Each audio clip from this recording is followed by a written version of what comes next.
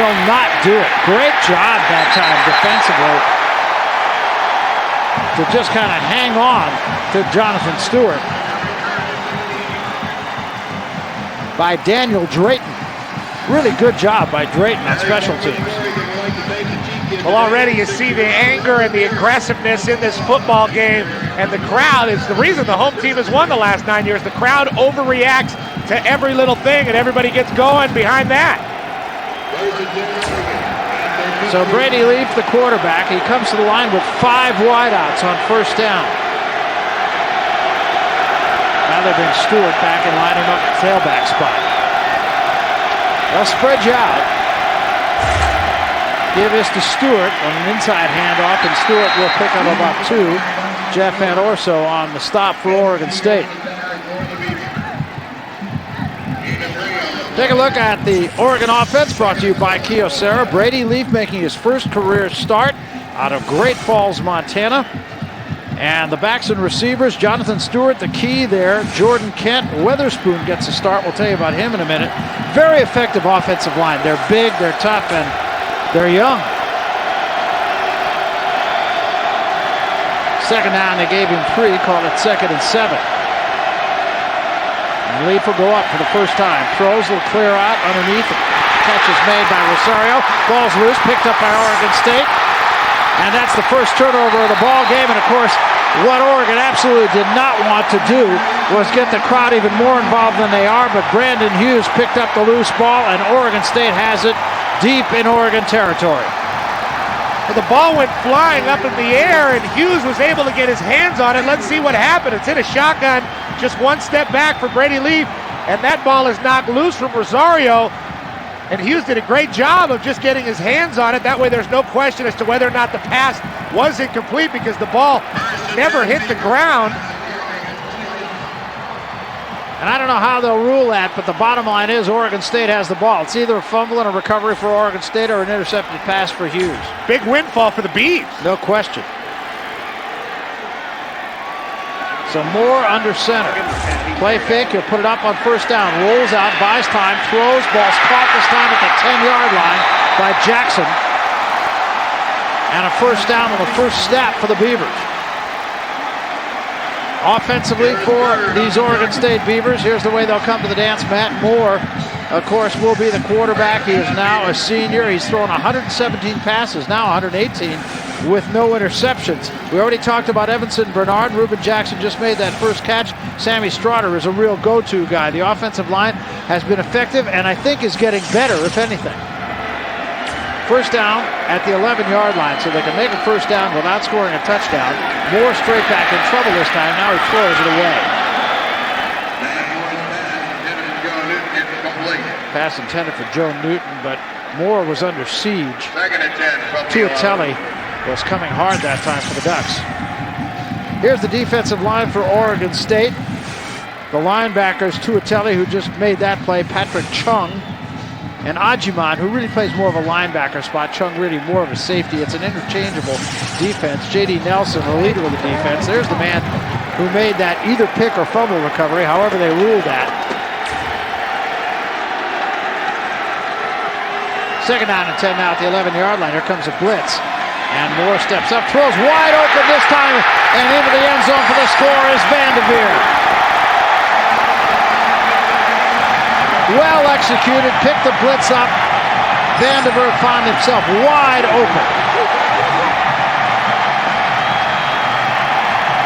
And more of a disturbing trend going on here for the Oregon Ducks. They gave up 24 points on turnovers last week. Matt Moore had 19 picks himself last year. But you said he hasn't thrown a lot of picks recently. That was a beautiful pass, and he looks more in command of the offense than he ever has here with the Ducks. Absolutely. Extra point by Cerna is driven through, and just like that, the Beavers are on the board. They lead it 7-0, just underway. 12:47 remaining first quarter. Is Matt Moore happy? You bet. And clear right behind that. Got to lower his shoulder going into the end zone. He knew he was taking it to the house. That was Ajiman coming up under him, but he's unable to make the play. That's a big man moving forward, and you can tell just by the way he caught the ball, he doesn't catch a lot of footballs.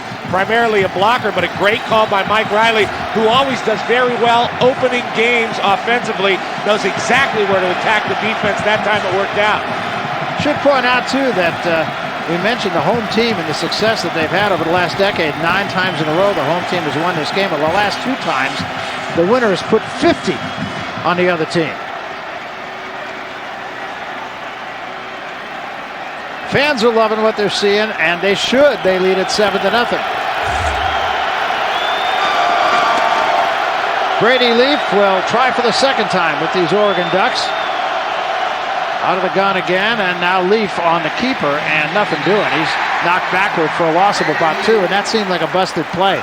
No trailer there at all. Keenan Lewis runs him out. Take a look at how Oregon State will line up defensively. Lemma, Siegert, Coker, and Van Orso effective on the defensive line. No stickouts, but very effective. The linebacking core all new this year, but now starting to play well. And the secondary, very good at the corners. And Savvy Piscatelli, an All-American candidate, at safety. Second down and 11. Leaf will put it up. Now he steps up, he throws into traffic. And the ball is missed that time by Colvin, Cameron Colvin, the intended receiver, and the ball was overthrown and bracket coverage on him. Would have been a tough catch, but Cameron Colvin did have a chance. That one went right between his hands. He did not have his head on the ball. And you know what, Barry? You watch this early, and the early turnover and the prompt score by the Beavers after that kind of are the indicator, but you just have the feeling that Oregon State is really ready to play in this football game in the first quarter. Very aggressive. They've been a very good home team. Needless to say, they beat USC here. Trips left this time, 3rd and 11. 4-man rush. Leaf coming deep again, and this one is caught on a beautiful catch by Brian Paysinger in traffic. Beavers had it covered. Just a well-thrown ball and a good grab. Mike Bellotti can't stop talking about Brian Paysinger and what a great year he's had. They like to hand him the ball well. Gets a little hand check on Keenan Lewis. You're going to see it right here. But a great job by Paysinger. Drayton there as well. And Leaf does a good job of just dropping that ball in there. Paysinger making the big play for Oregon early in this game. No question about it. That will, at least for the moment, quiet the crowd at least a little bit. Brian Paysinger out of Long Beach. First down at the 33-yard line of the Beavs. Leaf straight back again with time. Now he runs out of time. He has to bail out. Flag is down, and so is Leaf. Shergy, I think, is going to be guilty of a hold, and Coker made the sack despite the hold. Now, I got to think they'll refuse this penalty. It's a loss of 7 yards.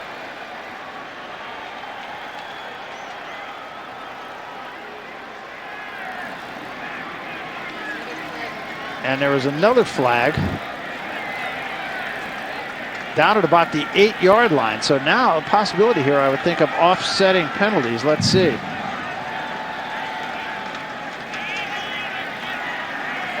Maybe defensive holding on Keenan That penalty Lewis. will be marked off 10 yards from the previous spot.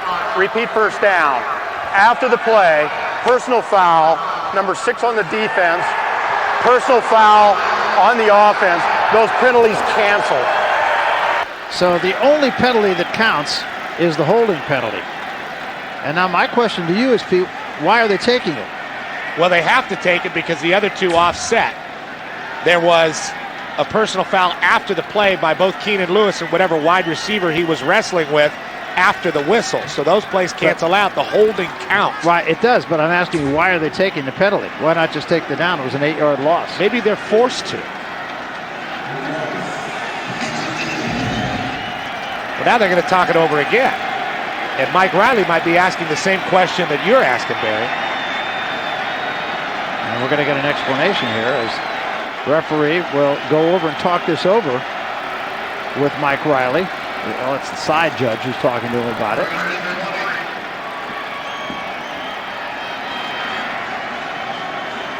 Because he wants the loss of down. Of course he does. The offsetting penalties were post-possession, so it should have nothing to do with the play.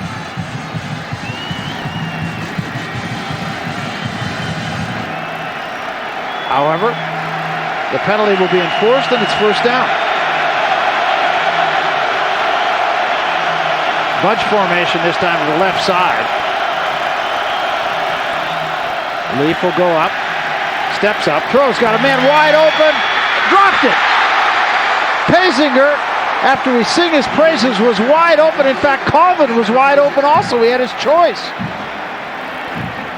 That was one of the stranger plays I've seen in a long time. Cameron Colvin and Pazinger running almost side by side. That ball is underthrown.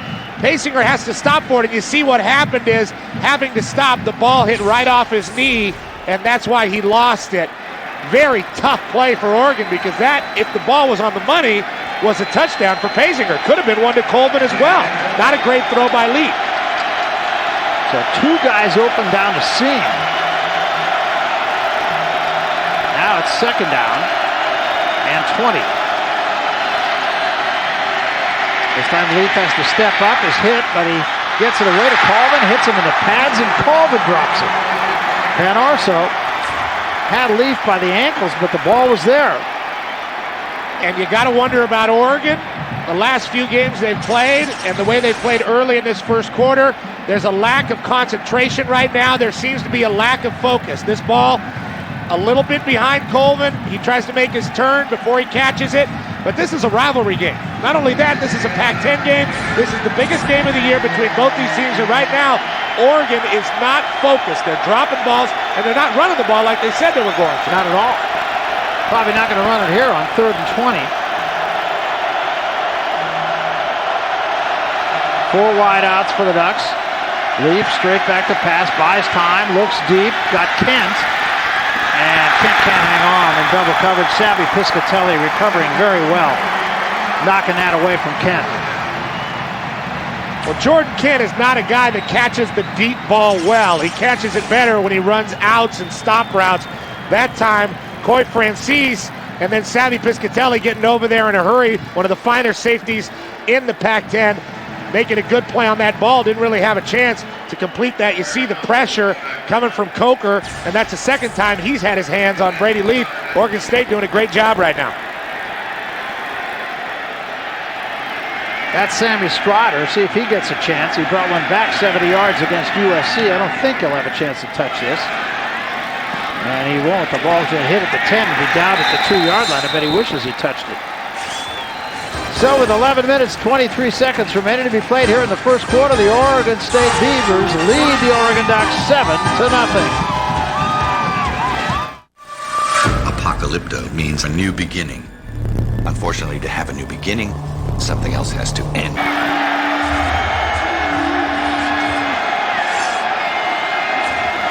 Not too many running plays in this game so far, and there's not going to be one now either. Quick toss this time to Stoddard, and Stoddard makes the catch at the 10-yard line and is stopped. It'll be a pickup of about 6. They like to get Stoddard isolated one-on-one, and he can really scoot. Sammy is a good player, and that's a good play to run when you're backed up in your own end zone. You run a little hitch to a guy that can move pretty well. He gets the ball, puts a move on, and it's almost like a run play. It's good for about 7 yards. That's Bird on the coverage, and he's got to give Stoddard some room. He does a good job of getting him down, but Stoddard's just a very, very good one-on-one type of player. He can get the ball upfield. Not a running play yet for the Beavers. Here's the first, and this is Evanson Bernard. He's going to get a couple. He'll be about a yard short of the first down. Darius Sanders on the tackle, and again, a lot of whooping and pushing and shoving, and that's what this game has become.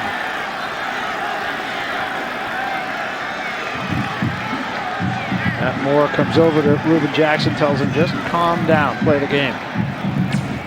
See the numbers on Evanson Bernard as far as his size. Not a big guy, 5'9", less than 210 pounds. Just gets it done. Just a very good college football running back. That's what he's done this year. Second year in a row over the 1,000-yard mark. And a lot of it on a bad ankle. Give it to Bernard again, and Bernard with a gap.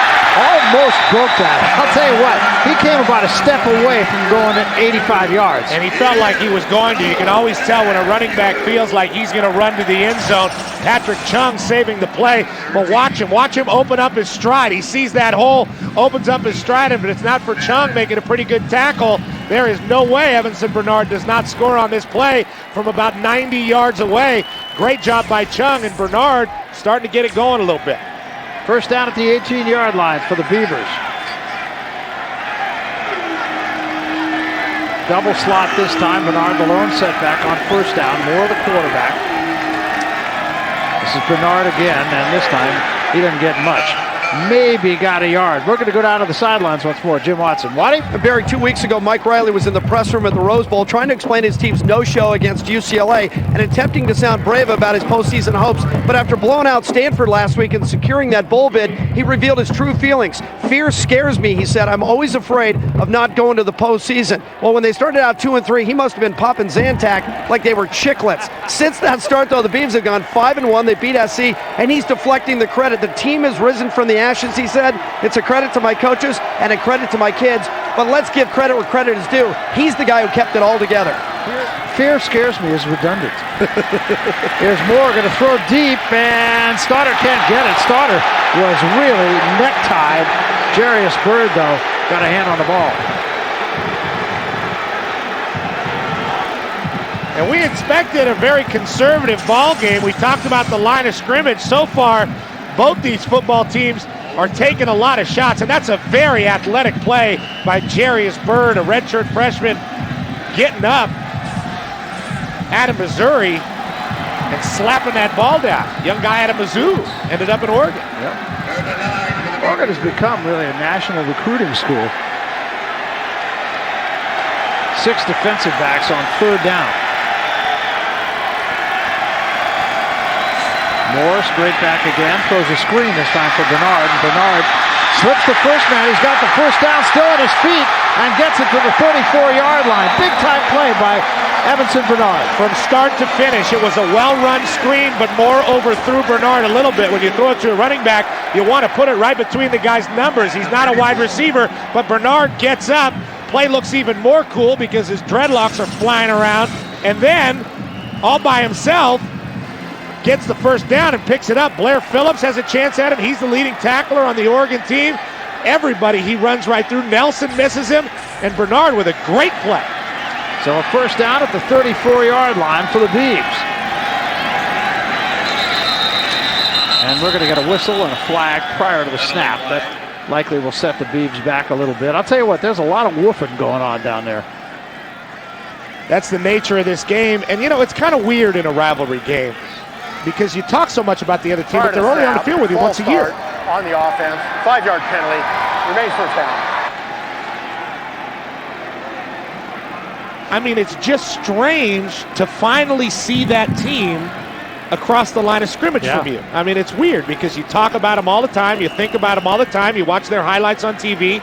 Oregon and Oregon State are very close to each other, just about 30 minutes away. It takes longer to get to UCLA if you're a USC. That's right, it does. Two receivers stacked to the left side this time on first down and 15. And to give us to Bernard. Bernard on the short side. And he's not going to get much this time. Picked up about 2. Jeremy Gibbs makes the tackle for the Ducks. The Ducks did a good job that time of stringing that play out. Bernard maybe a little too patient running that stretch zone. Probably should have cut it up a little sooner and gotten what he could. And right now, Oregon State mixing it up a little bit, doing a good job of running the football and keeping Oregon honest with the run, but they will take their shots downfield to Sammy Strotter.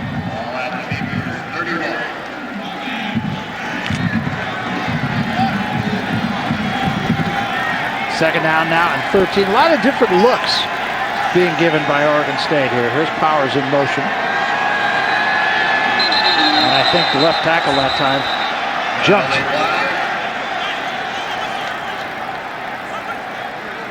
Matt Moore pleading his case about something here. I think it's going to be a losing argument, but... Well, what could be happening is Oregon is calling out a snap ball, count.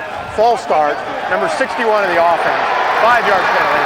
Adam Coates is the guilty party this time. See, what happens is a guy on the defense will say, hut, or something like that right after the quarterback gives the color number, like red 82, or something like that.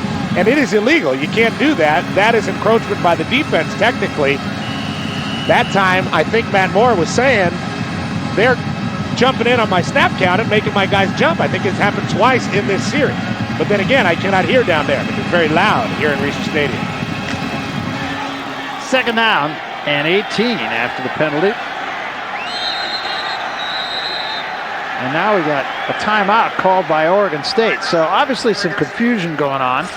And Mike Riley says, let's just take a little break in the action here. And now he's back in trouble. Steps over a man, keeps the ball, gets down maybe close to the original line of scrimmage. He'll pick up about 8 yards, and it's going to be third down and 10 or 11.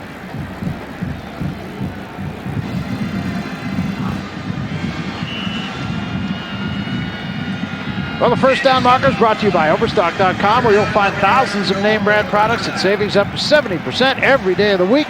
Overstock.com. Third down 11 now for the Oregon State Beavers.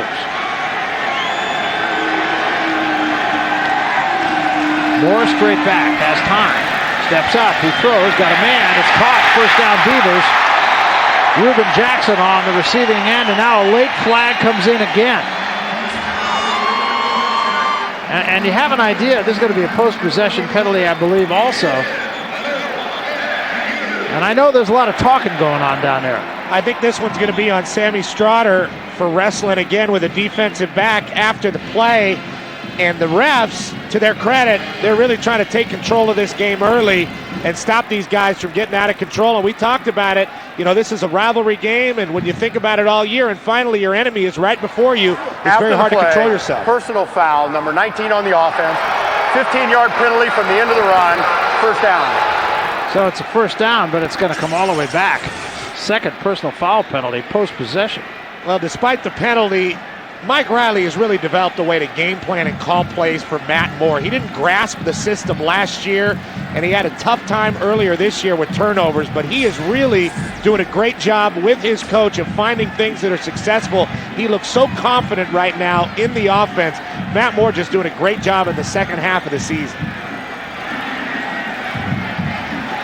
So it's going to come all the way back to the 39-yard line of the Beavers. It'll still be a first down because it was a post-possession penalty. Mike Riley not the happiest guy in the stadium right now.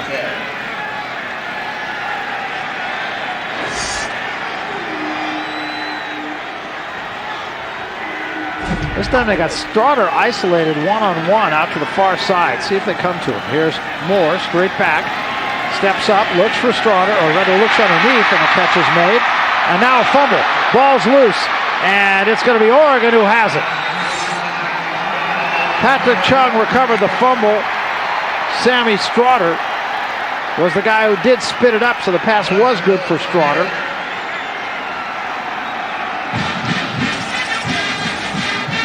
Well, you can't blame Matt Moore or the offensive line here.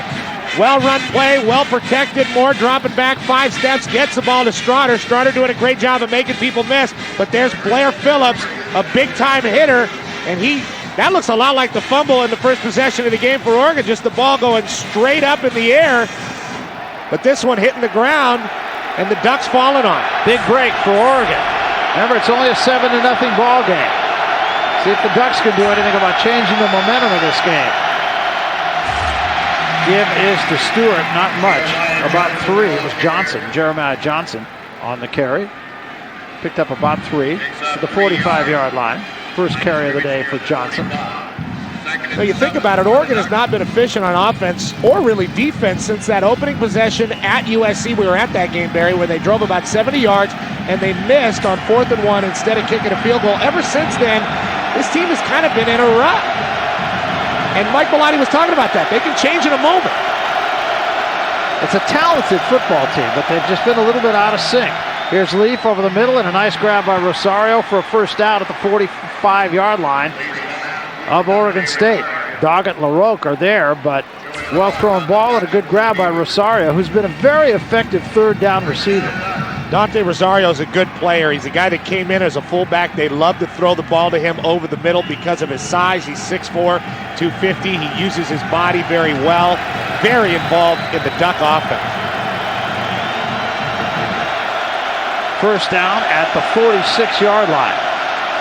Leap gives this time on a keeper, rather, to the 40-yard line. He's got a first down to the 35-yard line. Well disguised play. Looked like he gave it up to Johnson, but instead came right back on the keeper for a gain of 12. Joey LaRoque on the tackle. And behind Brady Leaf in his first start for Oregon, the offense is starting to show a little bit of rhythm. A lot of people think Brady Leaf is just a drop-back guy and Dennis Dixon can run really well. Well, that's a little bit true, but Brady Leaf can also run, and Dennis Dixon, the other quarterback, can throw it pretty well. He's got a great arm, but that was a great job by Leaf taking off. First down at the 35-yard line. And here is Johnson trying to get to the outside, and he did get the corner, picked up a couple. And we'll go to the sidelines once more. Jim Watson. Waddy? Barry, first time since 1927 that we're playing this game on a Friday, and of course with Thanksgiving, the challenge for the coaches, squeeze it all in with 2 less days to prepare. Bellotti said he reached out for some help. He called a couple of old friends, Sonny Lubeck at Colorado State, Rich Rodriguez at West Virginia, because those guys regularly play. They told him, hey, it's short week, less is more, less material, more concise game plan, keep everything simple. They also advised him to ease up during practice because the players have had 2 less days to recover. And then they told him, hey, Riley's going through the same thing, it's even. And Rich Rodriguez, too, one of the gurus of this type of offense. They run a very similar offense at West Virginia, and Mike Bellotti and he are constantly in touch. He's also a guru in playing early in the week. A lot of those Big East teams playing on Thursdays. And it is weird when you have a short week if you don't practice and you don't hit hard, especially when you run this kind of offense, because it's so much about rhythm. And looks like Oregon's starting to find their rhythm a little bit right now, even though it's third down. Looking at a third down, though, and 3.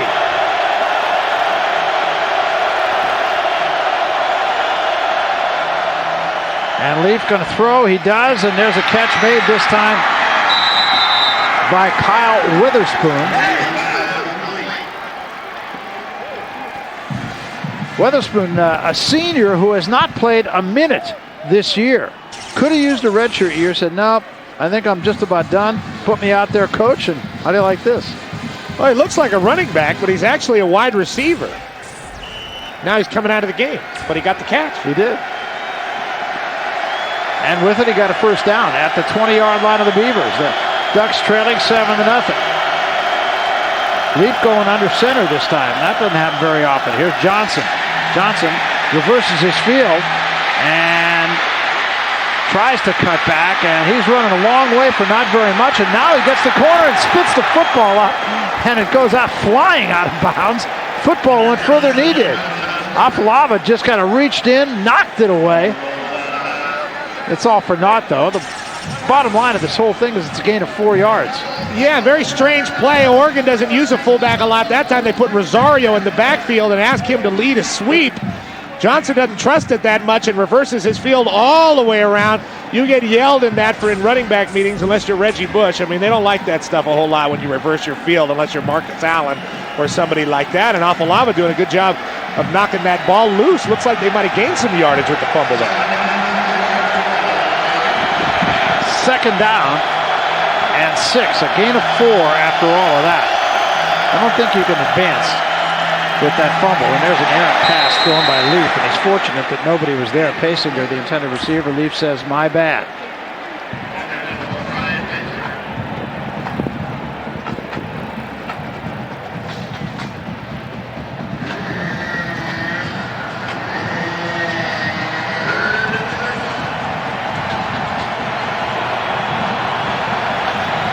And the rains have begun to come here.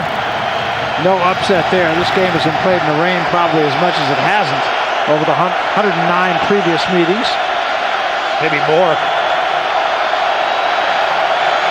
3rd and 6, big play. Leaf, give to Johnson. And, or rather, it is not Johnson. It is Stewart, and Stewart will get it down to about the 3-yard line. Well, this was the kind of play we thought we were going to see from Oregon from the get-go. This is their horse, Jonathan Stewart, and you see how physical he is running through tackles. That's Afalava that missed him the first time and caught up with him the second time. Big physical run by a big physical back who's very fast in Jonathan Stewart. He can take over this game if they let him. Stewart has not had a lot of snaps, actually. Here's Stewart again. Stewart tried to pick his spots this time. He's surrounded at the 3-yard line. Savvy Piscatelli trying to grab the ball out of there.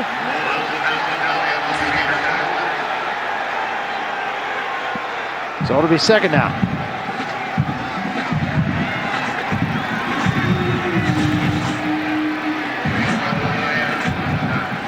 Well, Barry, you've been talking about the talent of this Oregon team, and they do. They have a great amount of talent, and Gary Croton puts a lot of wrinkles into that shotgun. They can run a lot of different, very creative things, especially down here in the red zone, because that's where you have to get more creative with the spread offense. So Stewart remains the setback. The crowd really into this thing now. Out of the gun once more. Leaf rolling to his right. Looks to run. Now throws end zone. And a great grab by Kent, but they're going to say no. He shuffled the feet, did not get the foot down, and was not forced out.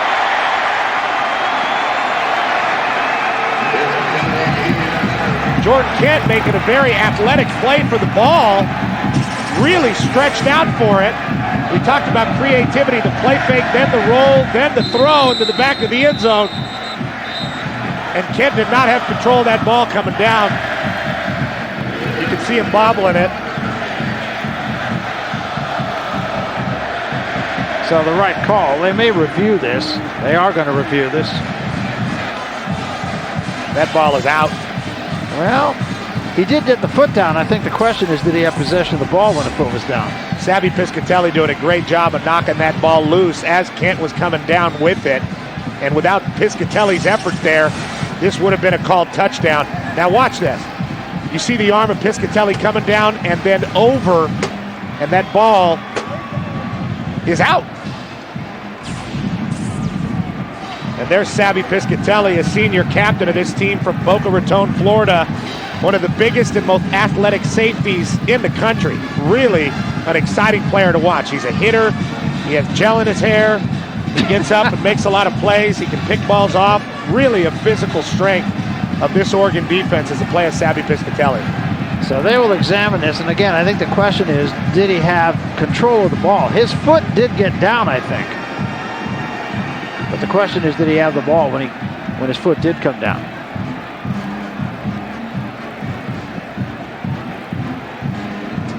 After review, the ruling on the field is confirmed. The receiver did not have control of the ball. Incomplete pass. So the ruling on the field stands. Take another look at it. The question is, did he have possession of the ball? I don't know. I am strong in my stance that Savvy Piscatelli knocked that ball loose and it was an incomplete pass. All right, I accept it. Two very athletic players in the Pac-10 going after it right there. That was a great battle.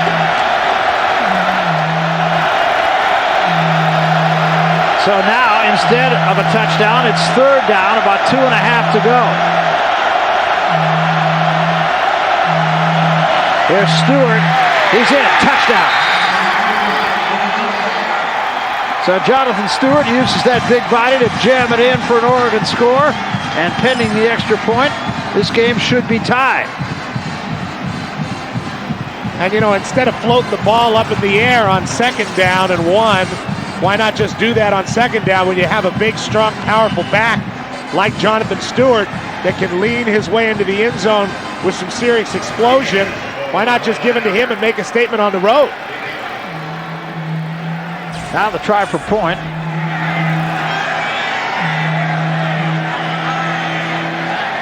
And it's Paul Martinez who is the place kicker, effective place kicker for the Oregon Ducks. Out of the hole, Leaf, he drives it through, and we're tied.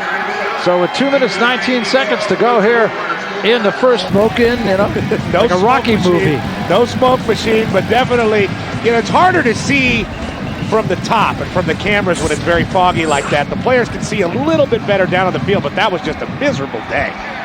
Here's the history. Oregon leads this series 55-44. There were 10 ties in the series. But edging in there, just a little bit of space, but Bernard made the most of it. He picked up about 3, just short of the 41-yard line. Just a minute 30 and change, and this has been really one of the longest first quarters we've seen all year with the penalties and the turnovers, and then the review in the end zone. We expected a straight-up line of scrimmage blood battle. Yeah, it has punch not out. been that. And now we got an injury. One of the Oregon Ducks is down.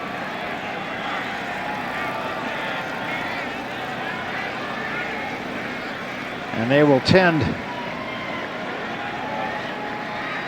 to the injured Duck. Tomorrow, College Football Saturday is coming back, a doubleheader beginning with 15th-ranked Oklahoma and the upstate rivalry with Oklahoma State. It's in high definition. And then we get to go down to Tucson, Arizona. It'll be in the sunshine tomorrow. It'll be Arizona and Arizona State battle in the desert. It all begins with College Football Saturday, the kickoff show presented by Kyocera tomorrow, 2 o'clock Eastern, 11 o'clock out here on the left coast. That's tomorrow? We'll be there. We'll be there. We're attached at the hip. It's great to be together. And so far, very even game. Oregon 106 yards of offense. Oregon State 107 yards of offense. This time nothing doing for Bernard. Stopped short of the line of scrimmage. Lost a yard at the 40, and it's going to be 3rd down and about 8. 5 to 8 makes the stop. And a great play by Atete, just getting down the line of scrimmage with superior strength and getting those arms on Evanson Bernard. We talk about it all the time. If a defensive lineman gets his arms on you, both arms, in the backfield, I don't care who you are. Unless you're Barry Sanders, you're not getting away. You guys are too big. 3rd down and 8 now. Big play here for the Beavs. 30 seconds left here in the first period. Straight back goes Moore, in trouble. Now he has to roll away. Throws underneath. Nice grab. That's Vandenberg. Did he get enough for the first down? It's going to be very close. Walter Thurman makes the stop. Great move that time. Moore showing good feet.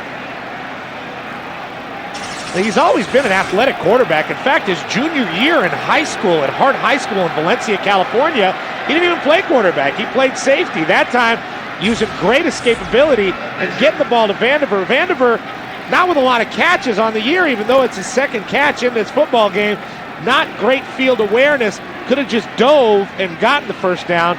But a guy that doesn't handle the ball a lot, you don't expect that from him. It's going to be very close. Stretch the chains, and he got it by just that much. Well, Vandenberg's been a real factor in this game. Big first down catch, had the touchdown catch. And you love to see it go down like that for the seniors. Vandenberg, been here a long time, senior out of Whittier, California. He's an H-back. He's a role player, H-back kind of guy, a good blocker, but looks like Jerry Rice out there. Yeah, no kidding. First down at the 48. Moore rolls out, going to put it up again. Throws, caught by Jackson. Jackson bumped out of bounds into Oregon territory at about the 37-yard line. Jarius Byrd on the tackle. That'll be the last play of the first quarter, and an action-packed first quarter. Look at the scoreboard. Shows Oregon 7 and the hometown Oregon State Beavers 7. Plenty of football left from here in Corvallis. Don't go anywhere. We're coming back. Vandenberg did have a step on a cornerback, Walter Thurman, and up until that pass, Matt Moore was 8 for 10 with 112 yards. He had Vandenberg. He did. But Vandenberg just not able to close on that football. Not great closing speed. It looked like Oregon wants to cover Vandenberg that much, though. They might think about it now. 2nd down 10.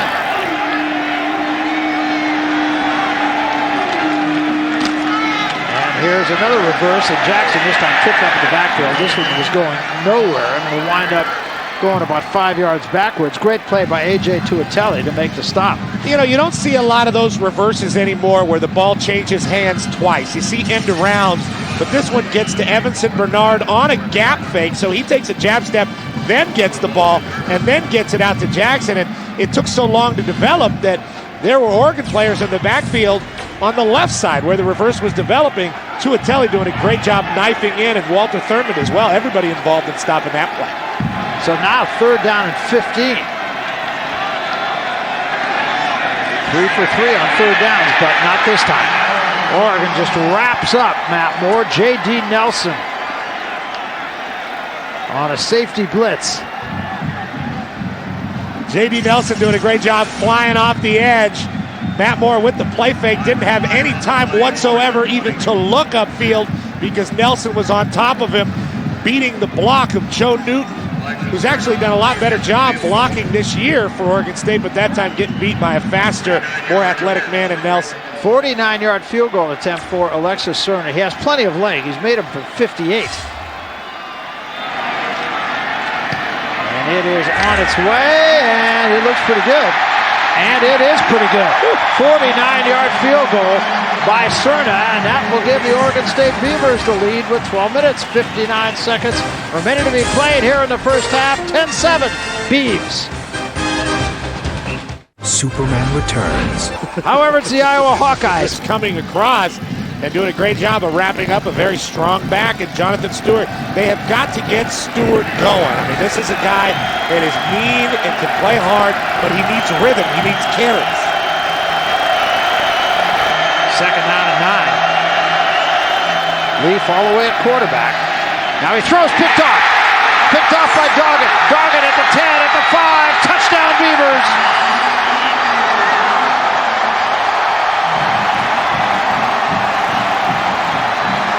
Obviously never saw it. It doesn't seem to matter right now who's playing quarterback for Oregon. We've yet to see Dixon in this game.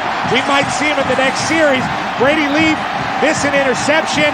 These guys have been turning the ball over for the last few weeks, trying to get the ball to Rosario, but Doggett jumps right in front. This is his 3rd pick of the year.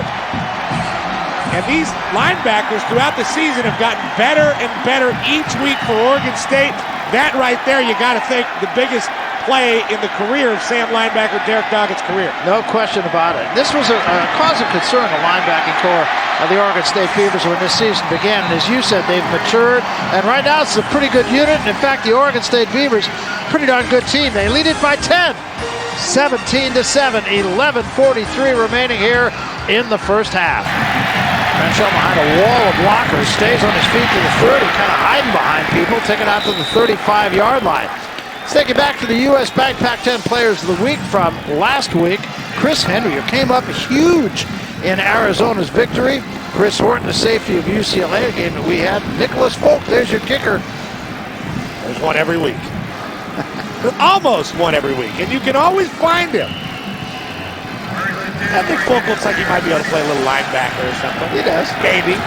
1AA. Got the buzz. 1AA. Shippensburg State.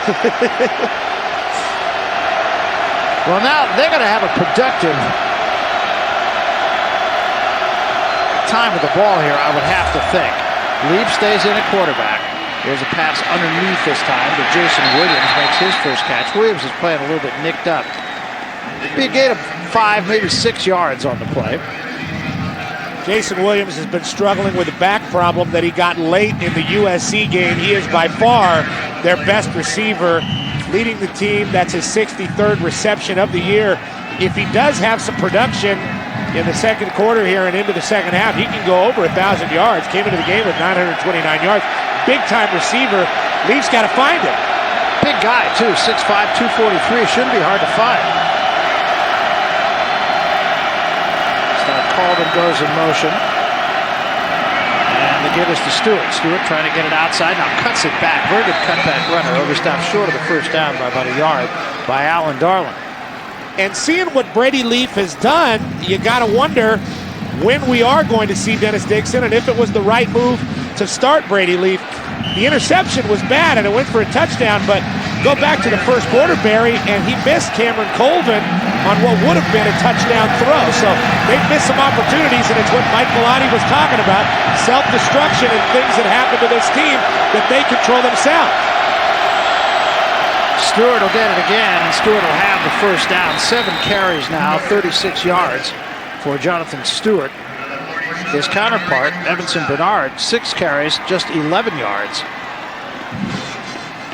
17-7 the score, 9:46 left here in the first half. And Oregon has picked up a first down, so they'll have it at the 47-yard line. Reser Stadium here in Corvallis, Oregon is the site of the 110th renewal of the Civil War.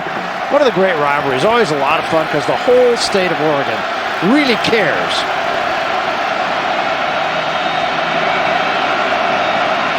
Here's Leaf, going to throw this time, steps up through behind the intended receiver, who was Jason Williams.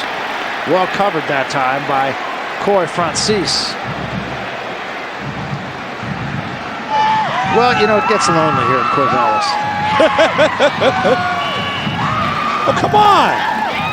She's actually a Princeton fan. Looks like the girl I took to the prom my senior year in high school. I'll bring the picture. That was before the makeup.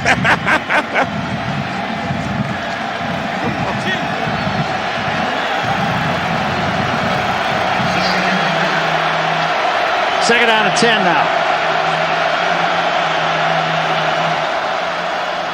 Leaf to throw again, clear out for Rosario, and a little dump off gets it down to about the 46-yard line. It's going to be third down and about 4.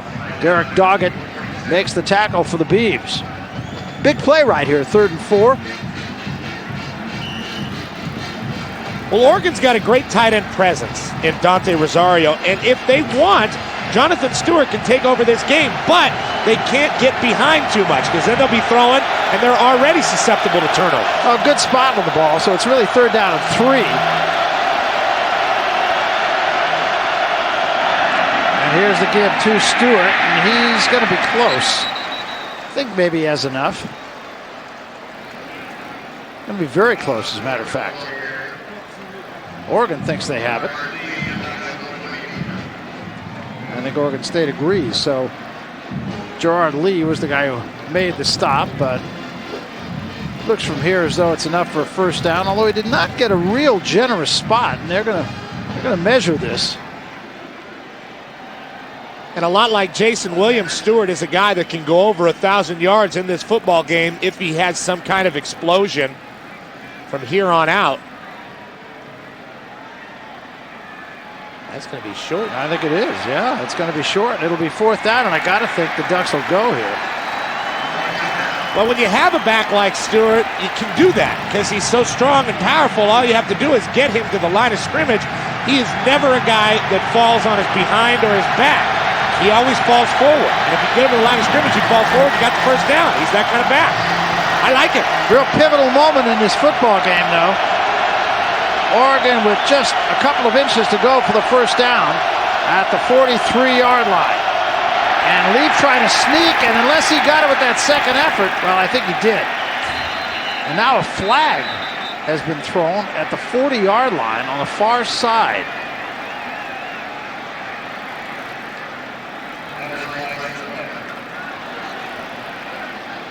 It was enough for the first down. 27 and of the Oregon defense. State was offside anyway. First down. Somebody in a neutral zone, so it doesn't matter. It's a first down.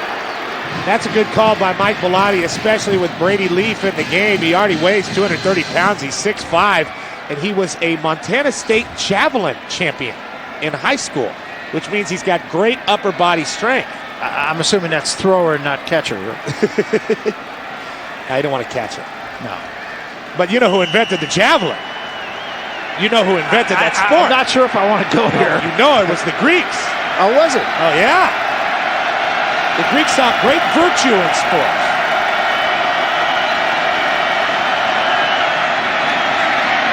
Clear out this time, and it's Williams on the receiving end of that pass. A pickup of about 4. Weren't the first Olympics, though? They all ran naked, didn't they? Yeah. Well, fig leaves.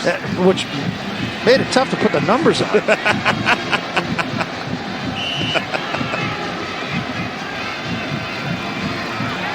Now Mike Bellotti and Gary Croton really trying to involve Jason Williams, their wide receiver, and the looser they can get him, the better chance they have to come back and win this football game.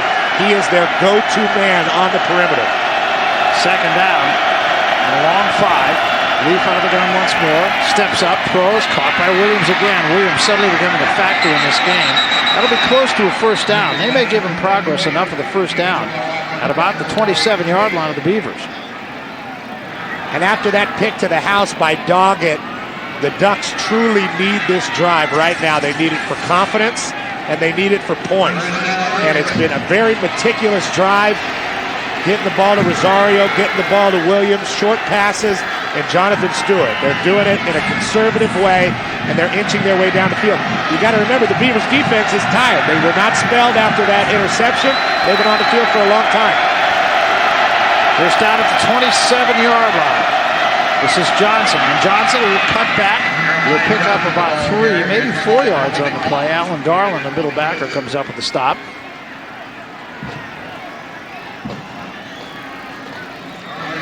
And that's one of the very few negative things about taking a punt back to the house or taking an interception back to the house is, and you don't think about it very much if you're not a football player, but that defense is right back out on the football field. And these guys are humans. It's not a video game. They need rest, and these guys have not had any rest. And you can see the Beaver defense huffing and puffing, and Oregon's doing a good job of really chipping away. Second down and 6 now. Pick up a 4 on first down by Johnson. And I think if somebody jumped, I think it was Rosario who jumped. And so this is going to cost the Ducks 5 yards. Dead ball, false start, number 44 of the offense. 5-yard penalty, remains second down. So instead of a 2nd and 6, it's now going to be 2nd and 11. And Rosario just getting a little too much lean there, and when you have to use your left hand to balance yourself on the line of scrimmage, you're going to draw the flag.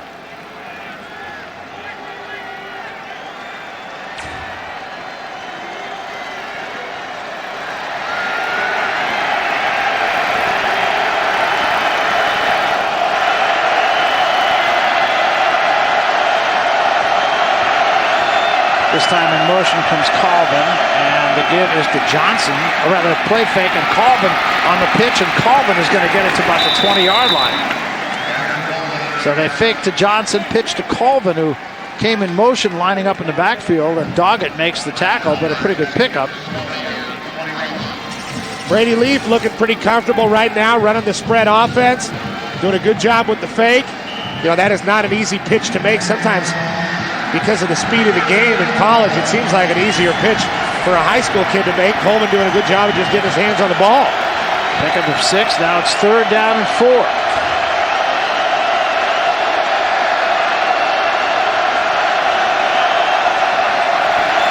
Leaf this time, give it to Johnson, and Johnson doesn't get much. Might have lost the football in there. No, he hung on to it. But now it's going to be 4th down and about 1.5 yards. And that's going to bring on the field goal team. Paul Martinez will try to put 3 more on the board for Oregon to make it a 17-10 game. It's going to be about a 36-yard effort. Martinez, very effective field goal kicker.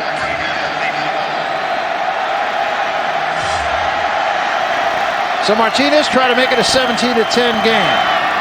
And I don't know. It's wide, no good. So Oregon State dodges a big bullet with 4:37 remaining in the first half. And the score remains the Oregon State Beavers 17 and Oregon 7. College basketball returns to the hardwood on FSN. All Big Ten standout guard Adam Haluska heads Iowa's potent attack. The answer to that question, that's a tough one. I think Carleton and St. Olaf's played a scoreless tie, as I recall, 1917. That's where Betty White was from, and the Golden Girls, St. Olaf. Boom-ya-ya. That's their big yell. I don't even know why I know that. Straight ahead for 5 yards that time is Bernard. Now, Oregon had the ball for 7 minutes and 6 seconds on that last drive.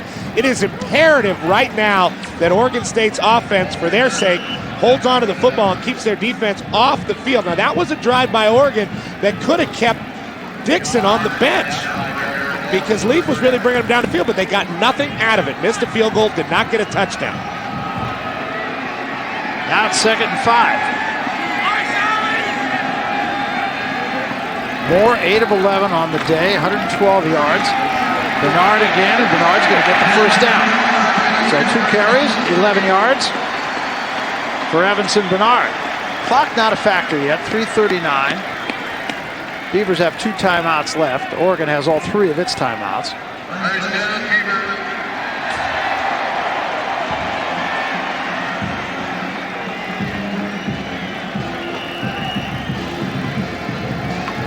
That is Dixon underneath that parka, and it is the rain is increasing here, and I'm sure Jim Watson is really appreciating that. There's a lot of people down there other than Waddy. I'm sure Waddy's under a couple. Straight back to pass Moore. Blitz comes, it's picked up. Moore's throw is complete, right on the money that time to Strotter. Short of the first down.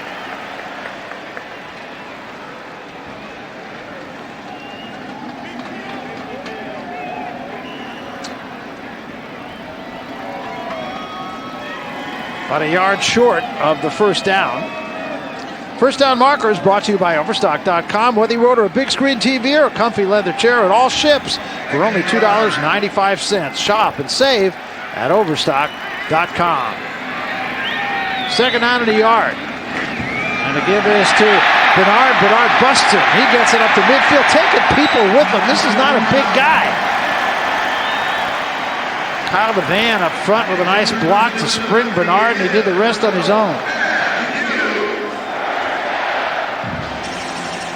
Evanson Bernard, just a good athlete. He knows he needs to hold on to the ball. He knows he needs to get positive yardage and keep his defense off the field and maybe even get a score. With Cerna, the Beavers have a great weapon in a close football game. And Bernard, what can you say? I mean, he's just a solid football player, averaging over 4 yards a carry, about 4.5. Guy was drafted by the Twins out of high school. I mean, this is a special player. And there's Brady Leaf on the red phone. The red phone. He's talking to Russia. Or Commissioner Gordon. One Could of the be. Yeah, that's right. 9 carries, 32 yards now for Bernard. Here's his 10th carry, and this is going to take away from that total.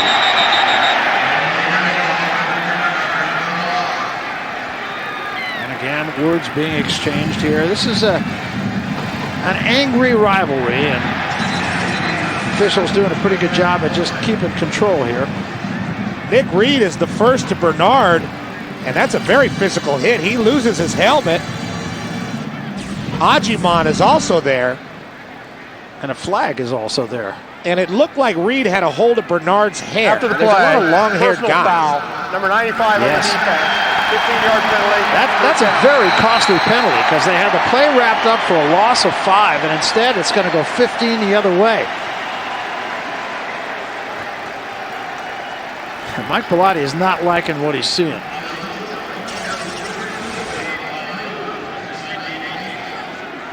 And the late hit is going to come from Darius Sanders.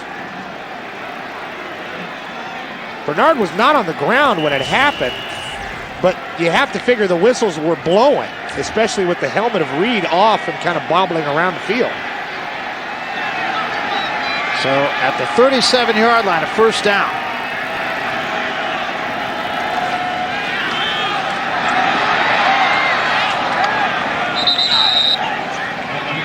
Bernard this time with no gain on the play. J.D. Nelson makes the stop. Pickup of might have gotten a yard.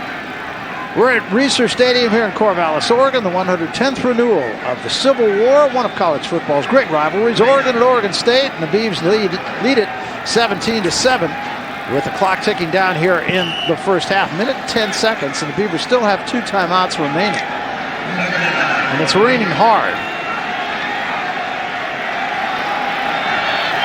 So Moore goes under center once more.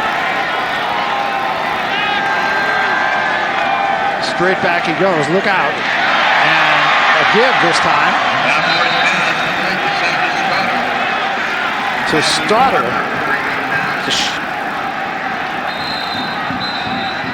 Strotter gets it ahead, and a timeout is called now.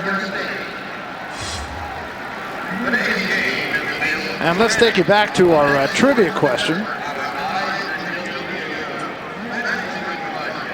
The Aflac trivia question of the day. These two teams played a scoreless tie back in 1983. Only one other interstate rivalry game finished in a scoreless tie since 1940. What was it? Who would know this? The Duck. Big play right here.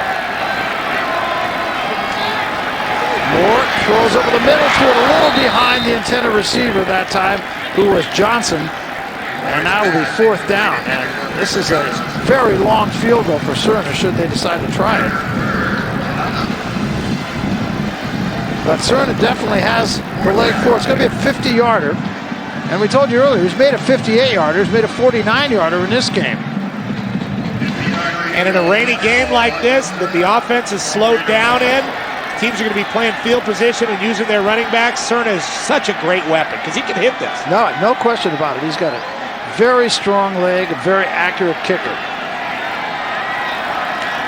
So here we go, 50-yard try. And he got into this one pretty good too. Has he got enough on it? Yes! Ooh, good from 50. How about this guy? You know, he's not a very big guy either. Not at all. He looks like a team manager.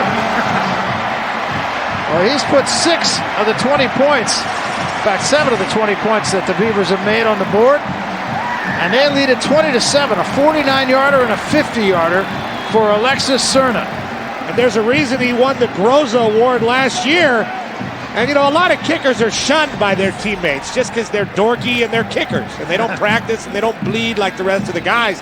But when you got a guy like Cerna that goes out there and does stuff like that for you, you know, hits a big field goal like that when the offense sputters and you're not really that far into the other team's territory. I mean, it just does wonders for your team. Put points on the board, gives you confidence, makes you feel good about the drive. But now, Oregon State's defense is going to be out on the field. They've got a pretty good rest and only 33 seconds left. But Oregon's got to have something in the bag for them, maybe trying to stretch the field here. Well, you know, and it's interesting with Alexis Cerna. Kickers usually are very fragile kinds of guys. I don't mean physically, but mentally. And remember his very first game at LSU, he misses 3 extra points, and it wound up costing his team the game. And you would have thought, you know, that was the end of the world for Alexis Cerna. Never going to see him again. And he never missed after that. I mean, period. He hasn't missed an extra point in, I think, 55 now. And is one of the most effective field goal kickers in the country, and has witnessed the fact that he won the Lou Groza Award. I remember seeing that play and watching the highlights of that game at LSU, which really hurt the Beavers whole season last year, and saying, you know, they'll never see this guy again. I'll never see him again. Well, Crenshaw's going to come out of here. Stewart, rather, is going to come out. And Stewart is going to get some room, and look out, Stewart at the 40, Stewart in midfield, Stewart to the 40-yard line of the Oregon State Beavers. What a huge run, Gerard Lawson with a saving tackle. Well, doesn't that change things? We're talking about Cerna, and he actually had a beat on Jonathan Stewart, who weighs almost 240 pounds and is one of the fastest players on the Oregon team. Just gets through the hole very well. The wedge was well blocked. There's Cerna. No chance there. And Lawson making the touchdown saving tackle. Stewart averaging about 26.6 yards per kickoff return. That was a great kickoff return. It puts his team in a great position here at the very end of the first half. 17 seconds left. Absolutely. 68 yards on the return by Stewart. And Oregon has called a timeout. They will still have 2 timeouts remaining. 17 seconds. Ostensibly, you can take one play to get a first down and maybe take a shot at the end zone and then kick a field goal. Well, tomorrow, College Football Saturday returns a doubleheader beginning with 15th-ranked Oklahoma at Oklahoma State. That's in high definition. And then Arizona State will battle Arizona. We'll be there for that one. It all begins with the College Football Saturday kickoff show presented by Kyocera tomorrow at 2 p.m. Eastern, 11 out here on the West Coast. Are Billy Ray and DeMarco going to be back tomorrow? I believe they are back. You know why Oregon called a timeout? Because now with the new rules, once you get that first down awarded to you, the clock starts. No, that's right. That's a good timeout. I mean, I would think they have 2 offensive plays and should still have time for a field goal try. So Leaf steps up as all day. Now he's using a lot of that time. And finally throws a comebacker that's caught. Well executed that time. Jordan Kent coming back to the ball as he should. And now they have 7 seconds. So now they got to, did they take a chance and go to the end zone one time here? and hope that they have enough time to get the field goal team on. Well, just an eternity to throw for Leaf. And Jordan Kent, not an experienced football player, doing a great job of flying forward and making that play well blocked by the Oregon offensive line. So they will try to get another play. They'll go to the end zone here, I'm quite sure. Now, this time the Leaf cannot take as much time. Took 10 seconds on that last play. Leaf straight back. Throws short of the end zone, throws it away.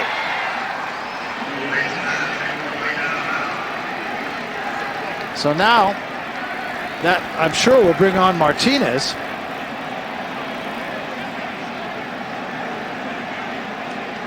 With 3 seconds left in the half, Leaf didn't really even look to the end zone. And you would have thought that they would have made a real legitimate shot for the end zone on that play.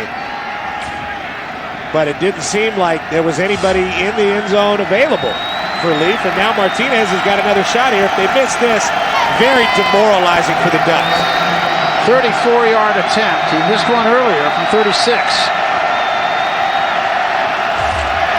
And this one hits the post and is no good. And as you said, demoralizing indeed. Look at the Oregon State players just dash off the field here, and on the other side, the Oregon State players, heads hanging. As you look at it again, and it hit the crossbar, or the upright, and bounced away. And it's been that kind of day so far for the Oregon Ducks. So the Ducks on the short end of a 20-7 count at the half. Mike Riley's team came out ready to play, scored following a turnover, and then a defensive touchdown. Jim Watson right now is with Mike Riley. Waddy? I don't think any out of Corvallis knows how good this Oregon State defense is. Your second best in the Pac-10, a good first half. Yeah, it was. We're playing hard. They're hard to stop. They've got so many weapons, and we got to just come out in the second half and play better. That's what our goal is going to be. But it's hard. They are very talented and very explosive. Mike, I don't think I've ever asked a coach at halftime about his kicker, but Alexis Serna has been money again in bad weather. Yeah, you know. 7 to the 5, touchdown! Oregon State does win.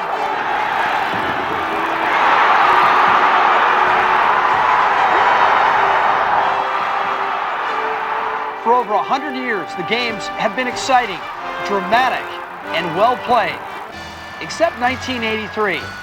That one was a pig. In 1983, that may have been the most rotten game to ever be a part of as far as a fan was concerned. 11 fumbles, 5 interceptions, 4 missed field goals. I know exactly what I remember about that 0-0 tie. It was ugly. It was the kind of day the Northwest is famous for. Rain. Lots and lots of rain. It was an absolute downpour, and they thought they'd had bad weather in the Northwest in recent years. We had rivers running down out of the stadium. It looked like waterfalls coming in. And we have a crown field, but the water was probably 8 inches deep that went out onto the playing surface. It was pouring rain. It was vertical, then horizontal. It rained all day long. It just seemed like it rained and it rained. It must have rained 5 inches, it felt like that day. Neither team could score, although both had plenty of chances. It was just, ugly and pitiful, pathetic, sad, almost disgraceful. From the standpoint of both teams, nobody did anything. Clearly forgettable, the 1983 game was historic. It remains the last 0-0 tie in Division I history. You know, if I had to pick out a play that was probably most satisfying, it was the last play. Because then we could all go home and forget the game ever existed. Now, Steve Priest is at this one. Everybody's still here. The weather's the same, but the game is so much better. And the biggest guy on the field, the smallest. Just get some takeaways. Oregon State offense did slow down. Or maybe it was the adjustments that Oregon made defensively. First down at the 24-yard line to start the second half. Matt Moore going to go up right now. Steps up, throws deep and in front of the intended receiver, Sammy Strotter. Moore had plenty of time that time, just couldn't get the ball where he wanted it to go.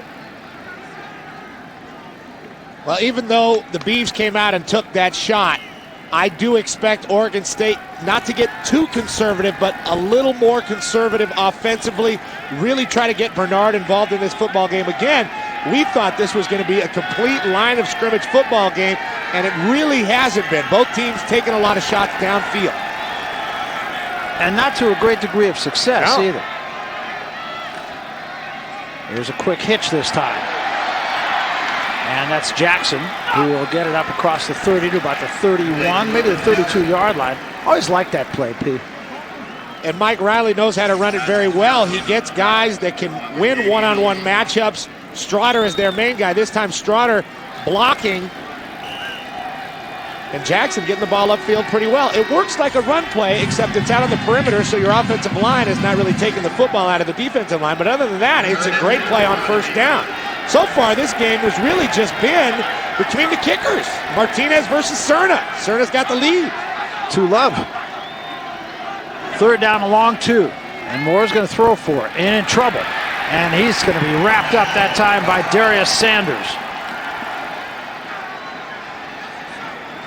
And so it is a 3 and out for Oregon State on the first offensive possession of the second half. Here's another look. Watch Sanders. Sanders winning a one-on-one battle, making up for a personal foul, 15-yard penalty that he had in the first half, and getting a sack, wrapping up Matt Moore. Matt Moore did a good job there of just eating the football and living to fight another day instead of trying to throw it downfield and forcing a ball that could be intercepted. So now the punt, Kyle Loomis hits this one, hits it pretty good. This is going to be Chung at about the 31-yard line, nailed immediately after making that catch. The ball popped loose, but I think they're going to say he was already down. Oregon will maintain possession. It was Shane Kavanaugh down under that punt to make the stop. 20-7. We'll be back. We are gathered here today to pay our respects to someone who was dear to so many of us. Just as the Israelites wandered through the valley in search of bountiful pastures. Hey, man. Nah, I can talk.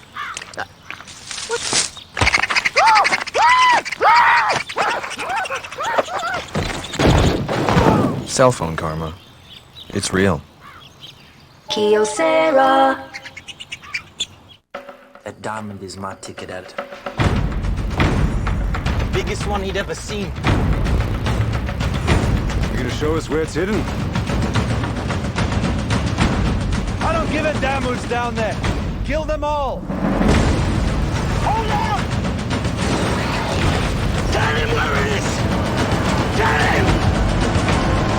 What is blood? Blood. Still Brady Leaf at quarterback.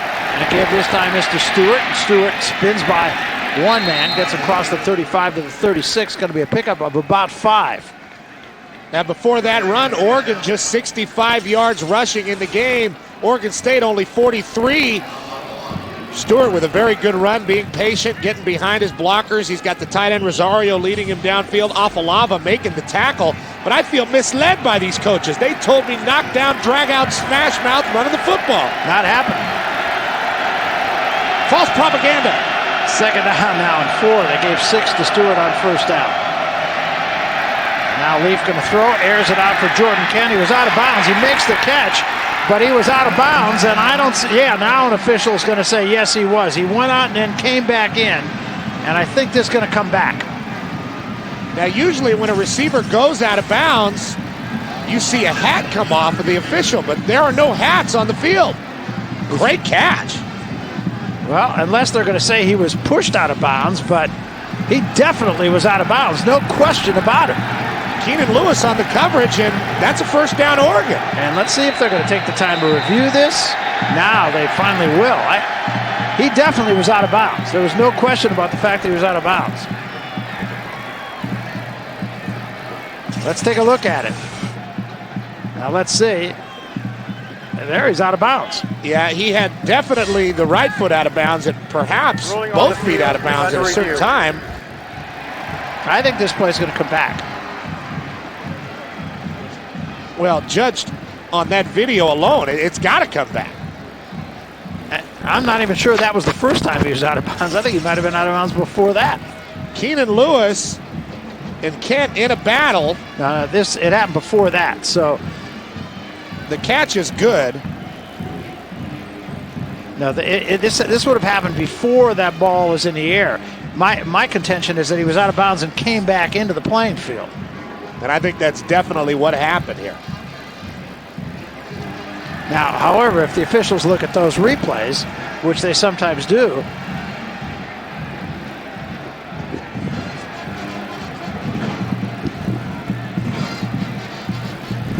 and again, that's after the fact. Now let's take a look at this and see if we can see. And there, he's out of bounds. Definitely out of bounds with the right foot, maybe even with the left foot, and coming back in bounds to make the catch. You can't do that. But no hats came off of either official. There was a beanbag that was thrown. Maybe he didn't want to take his hat off. It's cold out here. Get his head wet. I like when they take off the hats because you get to see their heads. You know, you get to see if the guy's got hair, or, you know, how he does his hair, or, you know, what kind of haircut he's got. Not a lot of long-haired officials out there. Not too many. You don't see a lot of mullets either. No. Or the frohawk. That's the big hot ticket now, isn't it? It is. I know these things. There's a look right there, huh? Well, the players love to express themselves with the hair. Oh, that's a good thing. A lot of long hair, whether it be dreadlocks or otherwise. A lot of long hair these days in football. Troy Polamalu, maybe the trendsetter. When I played with Troy Polamalu, he had a shaved head. I know he did. The ruling stands as called on the field. Completed catch.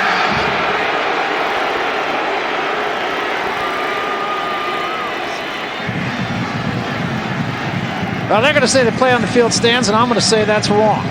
There he is, out of bounds, right there. Well, definitely the right foot out of bounds, and no real explanation from the officials. That's wrong. That's just the wrong call. Flat out.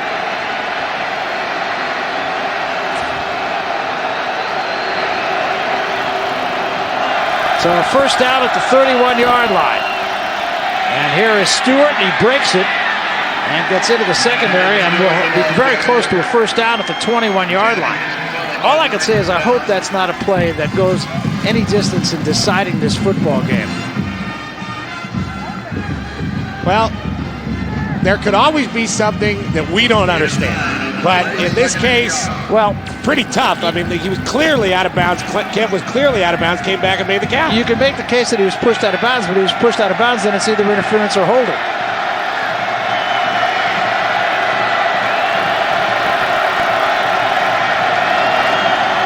Give to Stewart again. Stewart running right. Stewart at the 20. Stewart to the 10. Stewart to the goal line.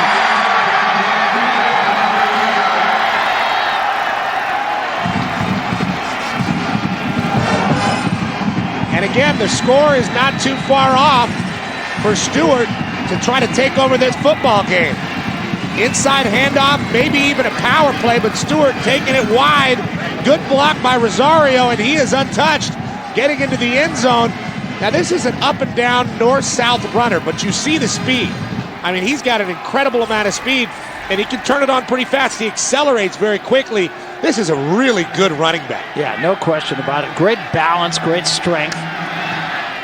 Try for point by Martinez is up and good, and suddenly it's a 6-point football game. Oregon State 20 and Oregon 14, 11:41 remaining here in the third quarter. Don't go anywhere. This game's still to be played out. I'd like a personal checking account. Well, I'm all ears. What's your name? Rob Lee. All right, Bill, can I call you Willie? Rob. I heard that. You married Ernesto? No. Little something for the missus. Here's your milkshake, Kenny. Rob. Personal checking at other banks isn't always personal. I need you here, Teddy. U.S. Bank checking is built around you with free internet bill pay, free ATMs everywhere, and the most reward choices, even cash back. U.S. Bank. 5-star service guaranteed. How many stars does your bank have? Bye, Murray. Rob. U.S. Bank is proud to serve as the official bank of the Pac-10 Conference. Oregon State, I beg your pardon.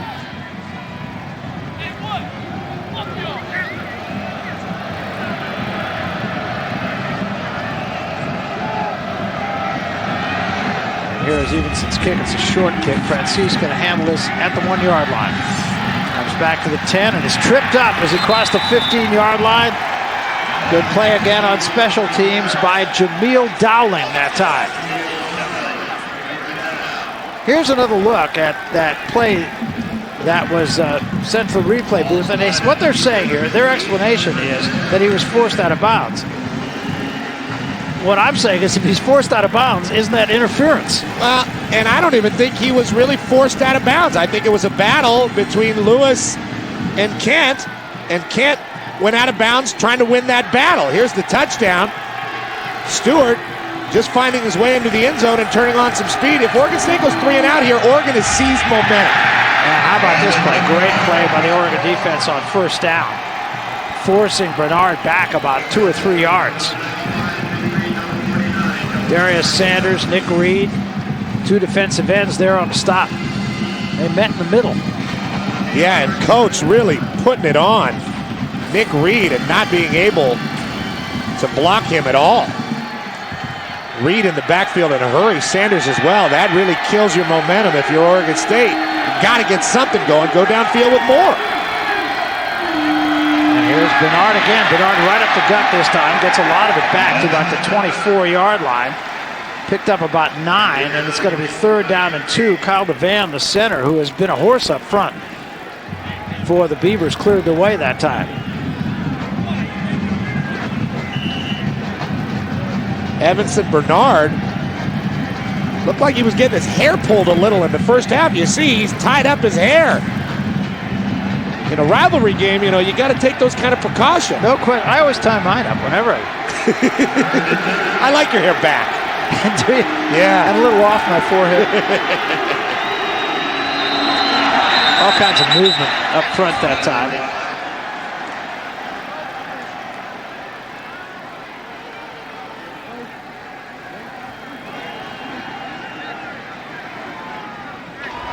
Prior to the snap, defense offside. That's going to cost the in the Beavers neutral 5 zone, yards. That's a causing big the 5 offensive yards. end to Takes it to react. 3rd and short. 5-yard penalty. To a First 3rd and down. 7. And now they're going to say it's going the other way. So it's good news for the Beavers. Well, Jeremy Gibbs was standing right behind the official who was calling it on Oregon and sort of mimicking the call and calling it on Oregon State. But now Oregon State getting a first down out of that, and after the play on first down with Bernard losing yardage, that's pretty big. First down at the 29-yard line. Moore will go up this time off the play fake. Now he steps up, throws, and a comebacker, and the catch is made by Straughter. That'll be another Beavers first down. Walter Thurman defending for Oregon. And Oregon State needed this in this drive. Matt Moore, a prototypical strong-armed, cannon-armed Beaver quarterback. They've had a lot of them. He wants to get Straughter involved in the football game. They can eat up big chunks of yardage behind the arm of Matt Moore. He's making great decisions in this football game. There's another good one. First down at the 43-yard line. There's the numbers on Moore.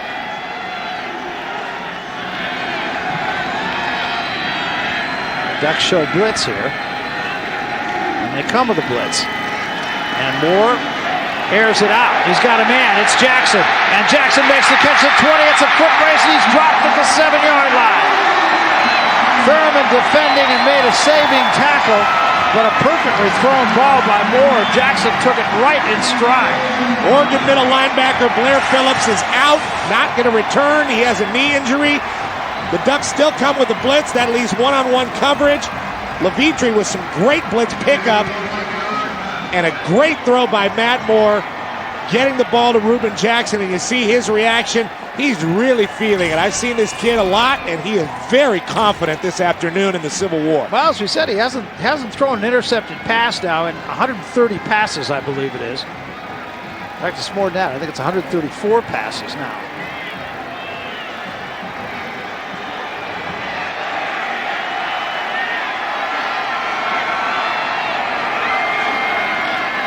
Moore again, going to put it up. Look to the end zone. Now he's got to run. At the 10, at the 5, slides down. Wise choice. Tuatelli was lurking. The Beavs lining up that time with a true fullback, and they don't often do that. Micah Strickland.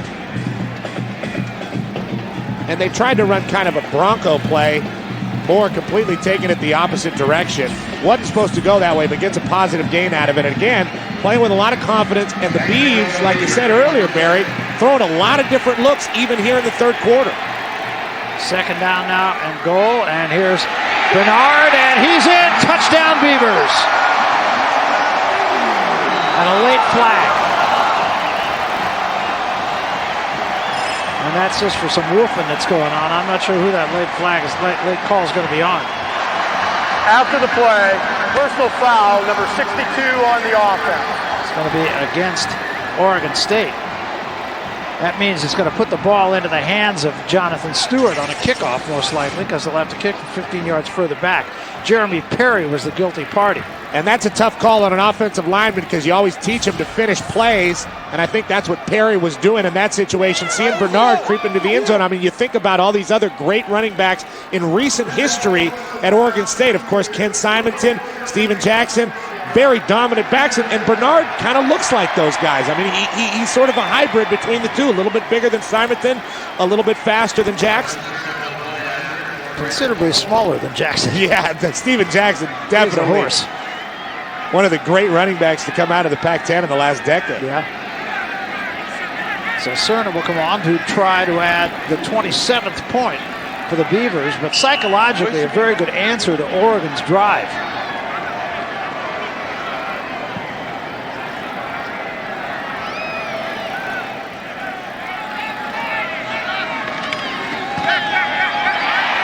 Try for point is driven through yet another time by Cerna. And it's a 27-14 ball game. Oregon State over Oregon. 7:52 remaining. Third quarter. We're coming back.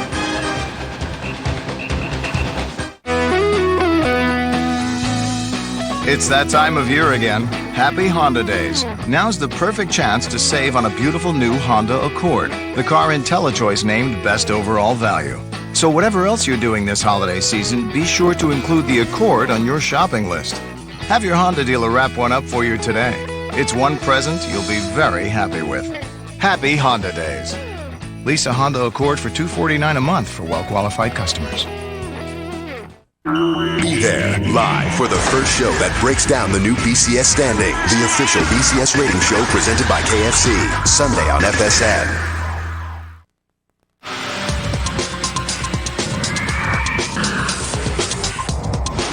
Are our cars as much fun as our bikes?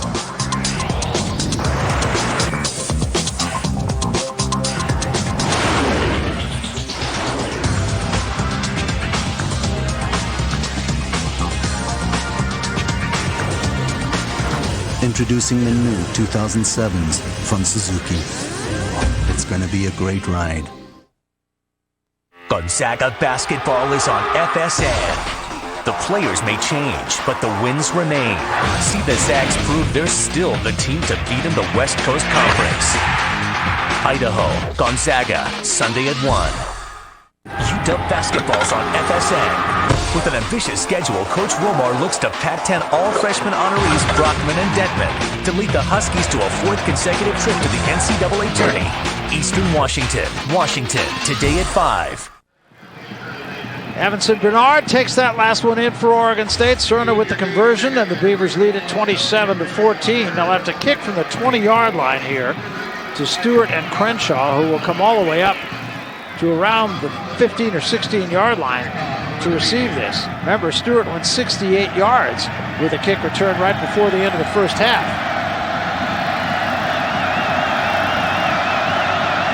I'll get a good idea of Cerna's leg right here.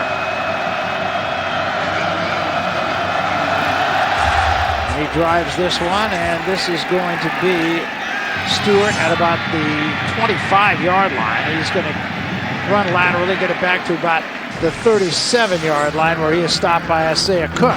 Well, during each Pac-10 head-to-head matchup on FSN this year, a Pontiac Pac-10 game-changing performance was selected. Pontiac awarded the school $1,000 to its General Scholarship Fund. Now here's your chance to vote for the Pontiac Pac-10 game-changing performance of the year, where Pontiac will award $10,000 to the winning school's General Scholarship Fund. Go to pac-10.org to vote for your chance to win a pair of season tickets to your favorite Pac-10 football team. That's pac-10.org to vote now through December 2nd.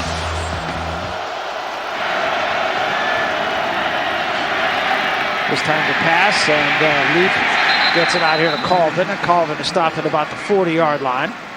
Derek Doggett on the tackle, and the fans braving the rain, and obviously with waterproof face paint.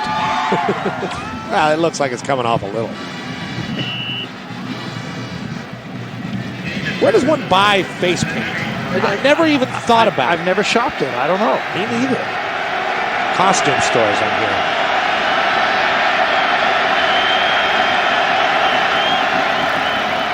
There's a give this time to Johnson, and Johnson will get it across the 45-yard line, close to the midfield stripe, actually. Got it almost to the 48-yard line, close to a first down. Daniel Drayton on the stop for the Beavs.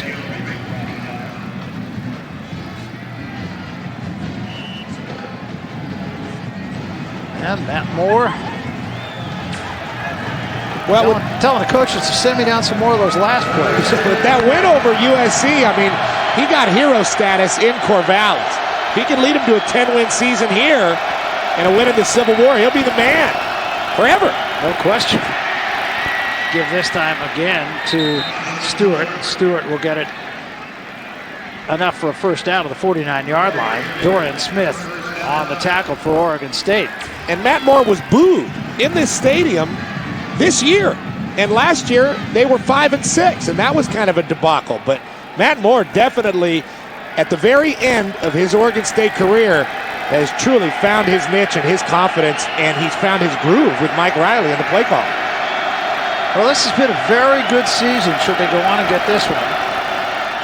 Here's Stewart again running laterally, shakes a tackle and gets it to about the 48-yard line.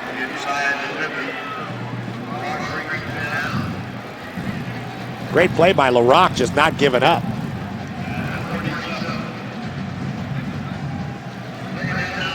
First down line brought to you by Overstock.com with live customer service and an online best price guarantee. Shopping online has never been easier. Overstock.com. Trips right this time on second down for the Ducks. Brady Leaf all the way at quarterback. Quick toss this time to Kyle Weatherspoon, and Weatherspoon will pick up about 2. You know, we talk about should Oregon State win this game. Then they have to go to Hawaii, and that's a minefield game right there. It's a very difficult game because after you have your rivalry game, you know, there's a tendency to let down. Then you bring the team on a long trip to Hawaii, which is, you know, pretty nice, I hear. And Hawaii's a good team this year and a well-coached team. They're 9-2, ranked 25, and the only reason they're only 25, I think, is that nobody ever sees them. And they average almost 50 points a game. Flag is down. Flag was dropped before the play. Prior to the snap, false start, number 77 of the offense, 5-yard penalty, remains third down. Well, now it's going to be third down and 11, though. And with the reviewed play on that very strange catch by Jordan Kent where he went out of bounds and came back, and then the offsides penalty on Oregon really leading to Oregon State's last touchdown. I don't want to say the officials have taken control of this game, but they've definitely been a factor here in the second half. Ball back short of midfield now. Call it 3rd and 10. Big play right here for the Ducks.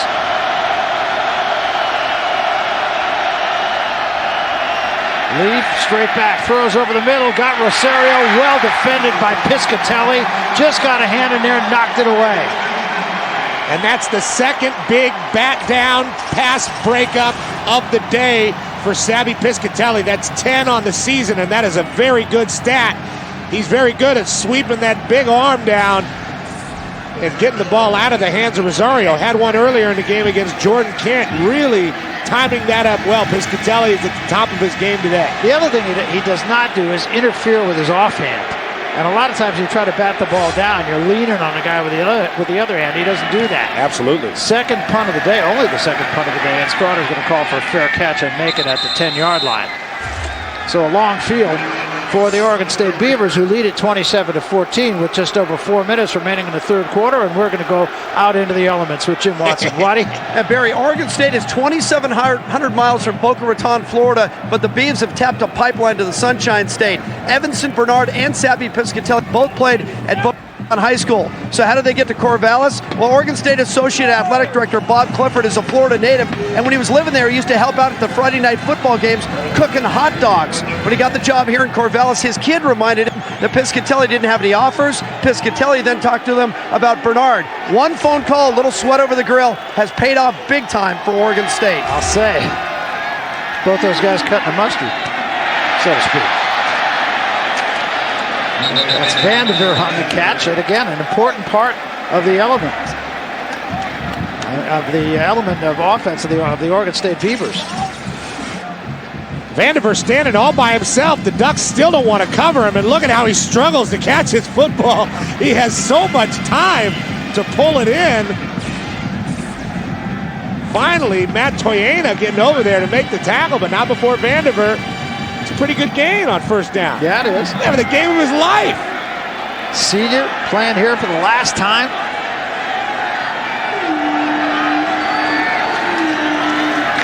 There's a give to Bernard, but just kind of squeezes between two Oregon tacklers and gets it up to the 25-yard line. Right now, Bernard is running through the raindrops. Tuatelli finally making the tackle, but you don't want your linebackers making the tackle 6 yards downfield. And right now, Oregon State in the waning moments of the third quarter starting to look very good offensively, starting to really enforce their will. They got more going downfield, and Bernard getting positive yardage. First down at the 25-yard line. Play fake this time. Moore rolls out. And now Moore's just going to tuck it away, and then the grass pops up and grabs it. The turf sniper. Yeah, I hate that.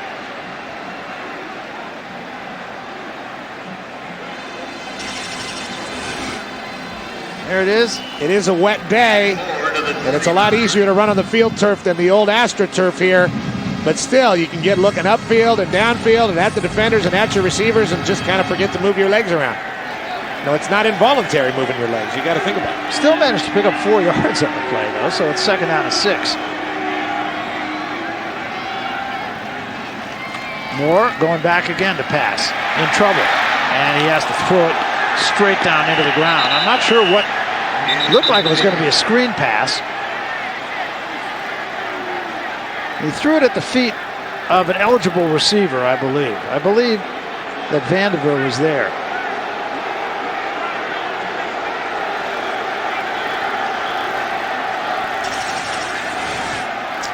We'll see. May have been a screen to Evanson Bernard, but yeah, he was not able to get out. I think he fell down. He was cut down by an Oregon defensive lineman, and Moore just threw it at Bernard's head, and Bernard was laying on the ground. That's why there's no flag. And here it is, third down, and we've seen a lot of offensive weapons for Oregon State in this game. We've seen Straughter, Ruben Jackson's been involved, Vanderveer definitely, and Bernard, but we have not seen Joe Newton yet. That's true. Might be time. Used to be the big weapon, injured all year last year, still not quite 100%.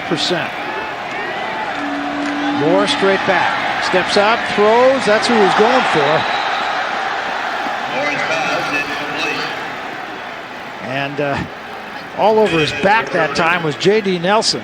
Nelson, of course, from a football family. His dad, Darren Nelson, was the all-time leading yardage maker at Stanford, all-purpose yards. Pretty darn good player, Darren Nelson. And J.D.'s been starting the last 2 years. He's put in a long time at Oregon. Wants this game badly. So the punt, and this is going to drive Chung all the way back to about the 22-yard line. Now what can he do with it? He shakes the first group of tacklers and gets it all the way back across the 30-31. Not a bad return by Chung. Daniel Drayton made the stop. And a very good punt that time by Kyle Loomis. He really drove that punt.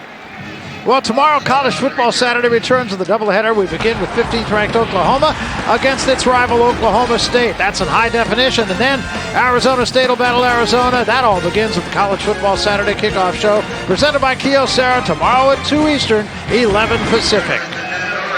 I can tell you one thing, it'll be warmer tomorrow. You never know. We were in Arizona once and there was that thunderstorm and the game was stopped for an hour. Oh, that's that, right. Lightning? Of course I did. You never know what happens in Tucson. That's very true. And what happens in Tucson stays in Tucson. That's a one-hopper.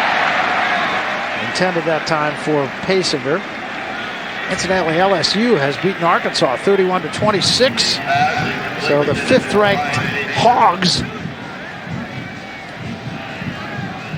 will they'll obviously be in a bowl game, but any thoughts of a championship game are gone with LSU's win? Still, after USC hung 50 on Arkansas the first game of the season, great season by Houston Nutt squad. No question.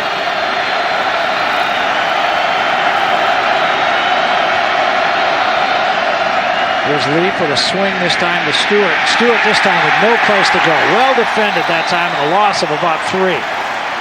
Bryant Cornell.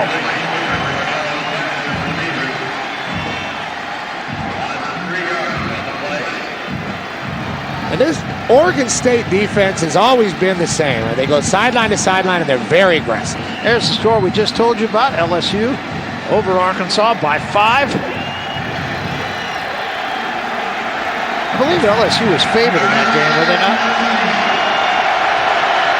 Possible. Third down now and 13.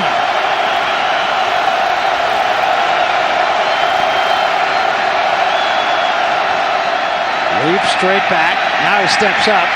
And now he throws, got a man, Colvin in the middle of the field, and that's a first down.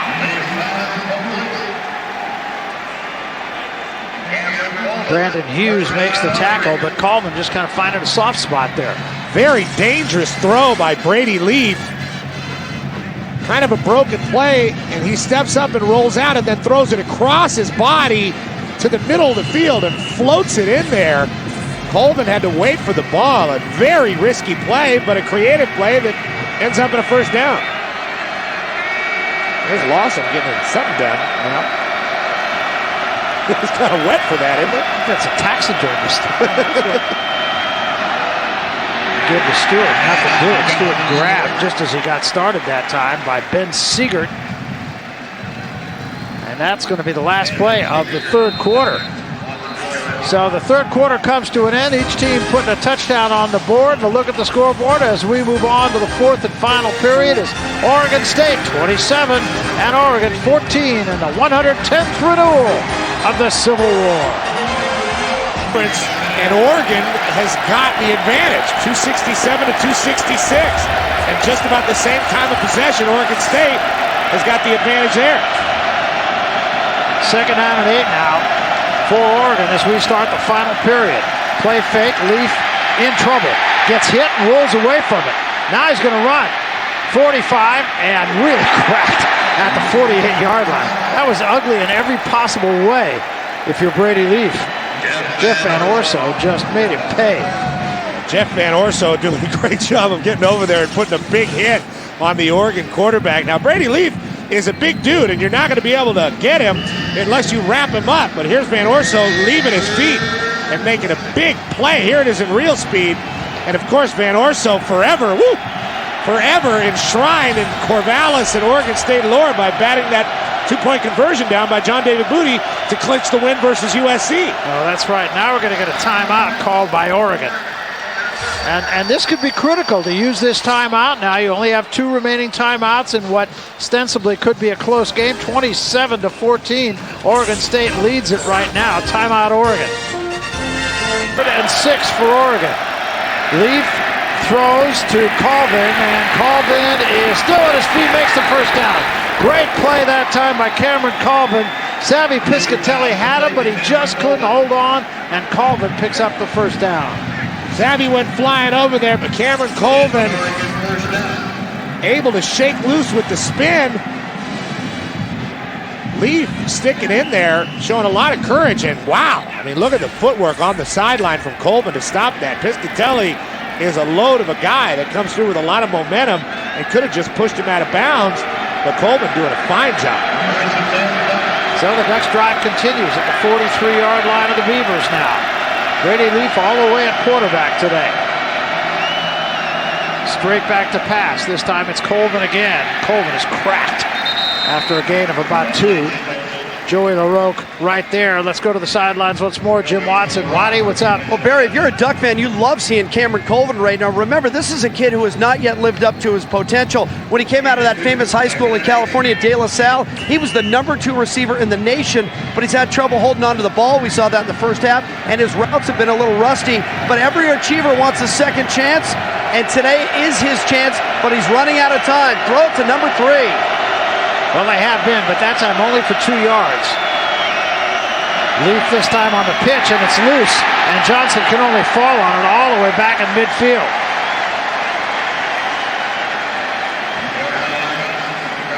And one of the problems with the Ducks offense today has been consistency, and they haven't had anybody step up for long periods of time.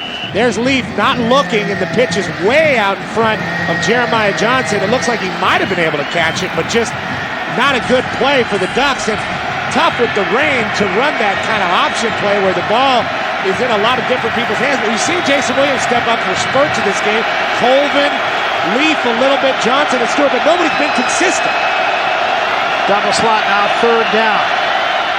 Leaf straight back in trouble. Got to run away from trouble. Buy some time. Now he has to throw under duress, and the ball is caught. But I think they're not going to give him that catch. He was diving out of bounds when the catch was made. Let's look at this. Oregon State looping. That's LaRoque coming into the backfield, and it flushes Leaf out. Catch was made. He had left his feet, and I guess that's a good catch. It was Ryan Matisse. And a great grab, but now it's 4th down. And it'll be a punting situation. Sammy Strotter has not had a chance to really show his stuff today. And I doubt that he will this time either. Stands at the 10-yard line. It's a short kick, fair catch. Strotter makes the catch at the 14-yard line.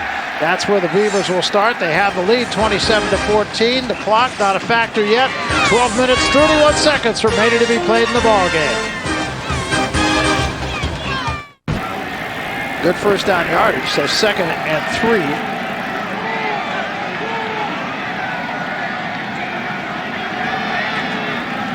Here's Bernard, and Bernard will be close to the first down. Not going to get it, going to be about a yard short. And right now what the Beavers want in this football game is first downs. They want to run the ball. They want to have a controlled passing game. A few first downs here. The more first downs, the better for the Beavers. That will kill the Ducks' chances to come back and win this football game. And you know, once they cross the 50, you got Alexis Cerna waiting because he can bang it through from any distance, especially today. He's been great in the bad weather. Yep. 49-yarder with a 50-yarder in the first half. And 94 straight extra points. That's impressive. Tied a record. Here's Bernard again. Bernard will have the first down and more, short of the 30-yard line at the 29. Bernard's a tough guy to find in there. He gets down, he gets behind his offensive line and does a good job of just kind of searching out holes. Sometimes backs do that, and it's difficult for them to get back upfield and get their legs back to life to gain yardage once they stop their feet. But Bernard does a great job of stopping his feet very quickly and then getting right back upfield. He's only 5'9", Barry, so he gets in behind those offensive linemen, and it's tough. And you can see his hair, but he's got his hair tied up. Here in the second half, he's very elusive. It's like a ghost. If you believe in ghosts. There's more this time, and that should be.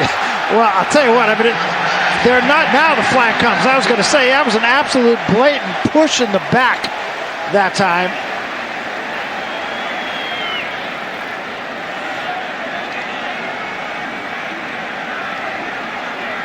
By Brent Haberty. I mean, he just shoved the man down. Joe Newton was the intended receiver, and he's 6'7", so that's a long way to fall. Pass interference, number 42 on the defense. Automatic first down at the spot of the foul. You'll be able to see this here. Just pushed him in the back. Can't do that. And there it was. And Haberly not really confident out there playing the defense against Newton, and shows with that play. I mean, you can get away with that stuff maybe on a middle screen, but when it's out there past the hash, I mean, everybody can see it, including us. That's right. First down at the 30-yard line. Blitz comes this time, and Bernard trying to get to the edge, and he's caught from behind, and the flag comes down right at the 30-yard line. And while we see what the flag is, let's take it to the sidelines. Jim Watson. Waddy? Yeah, Barry, 10 minutes to go, and they're down by 13, and Oregon has to have Jordan Kent back on the field. Look how cold it is. You can see my breath down here, and his hamstrings are starting to tighten up. Just a minute ago, they brought him to the sideline. He dropped his pants. They put that Ben Gay ointment on the back of his hamstrings. Then he went over and rode the bike for a little while. Now they're trying to stretch him out with a little help from the training staff. They got to have him back on the field because they're going to have to throw the football. What an athlete this guy is, though, and what a first-class guy as well. One of the greats. I mean, a great track athlete. I loved watching him play basketball. I know he's not going to play basketball this year for his father, but really, I loved him playing basketball because, he wouldn't score a lot of points, and he wouldn't handle the ball, but he'd run the court, he'd jump up and get rebounds and block shots. I mean, he was like Dennis Rodman out there without the tattoos and nose ring. Yes, and an IQ about probably 100 points higher. What are you saying? He's already graduated. There's a gift to Bernard again, and Bernard thought he was going to get a little more out of that. Ball's loose. I think Bernard was already on the ground, though, although there is no signal to that effect yet. Roy Schoening to recover the ball, and actually, if it was a fumble, it will behoove Oregon State here.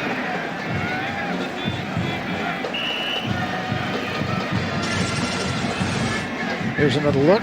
The Ducks came with a corner blitz, so Evanson Bernard just tries to take it to that side of the field because they were less one man, and the ball does come out. Schoening gathers it back up, still 2nd and 18, the end result of all of that. Moore this time will go up. He's got all day to throw it. Now he has to move around, try to buy some more time. Steps up, throws, comebacker that's caught by Strider. Now they're going to say no catch.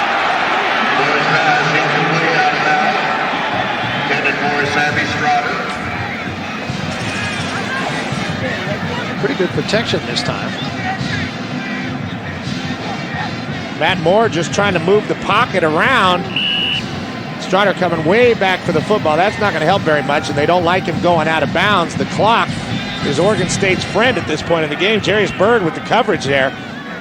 And now Oregon State in the third and very long situation. This is not the situation they wanted to be on in this drive. They wanted to run the ball and control the passing game, but a couple penalties and a couple plays, a fumble by Bernard had hurt him. So 3rd down and 18. Moore straight back. Quick screen this time, but forgetting to take the ball with him that time was Sammy Strider.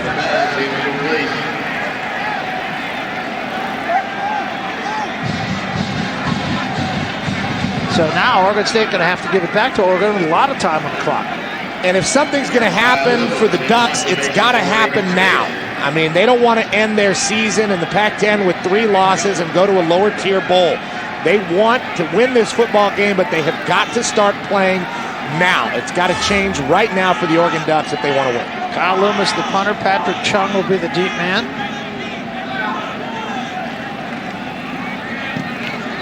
This is a short kick that's going to hit at midfield and take an Oregon State bounce. So break for the Beavers. It'll land at about the 29-yard line. That's where the Beavers will down it. And a little extracurricular activity going on the sidelines there.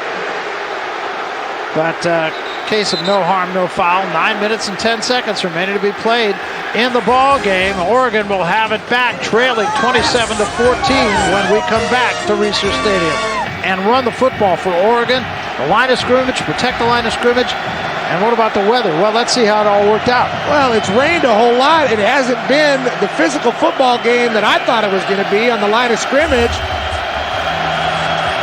But Oregon State definitely on top and playing a better football game and more mistake-free. There's a pitch this time to Weatherspoon. Weatherspoon tries to get it and does get it across the 25 to about the 24-yard line. There's the coach's booth, the Oregon Brain Trust, and that is on the front right-hand side. That's Neil Zambucas. He's the assistant head coach. Gary Crowden, the offensive coordinator, in the white hat to the left of him. Nick Aliotti, of course, a longtime defensive coordinator. Don't see him in the picture. He's probably on the sideline, actually.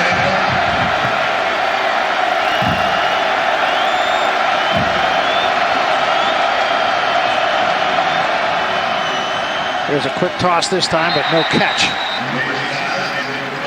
Made by Kyle Witherspoon as they came back to him at the other side. Now it's going to be third down and a long yard. 8:40, 9 o'clock is not really a factor yet. Third down, a yard. It's actually a little bit more than a yard. Oregon State crowd getting into this. And the pitch this time. And the stop is made right around the first down mark. I'm not quite sure. LaRock and Piscatelli make the tackle. It's going to be very close.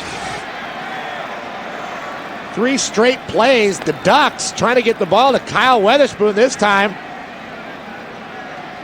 Falls forward, gets upfield. When you got Jonathan Stewart out there, why not use him? Well, that would be my thinking. This is going to be close. Got it. By that much.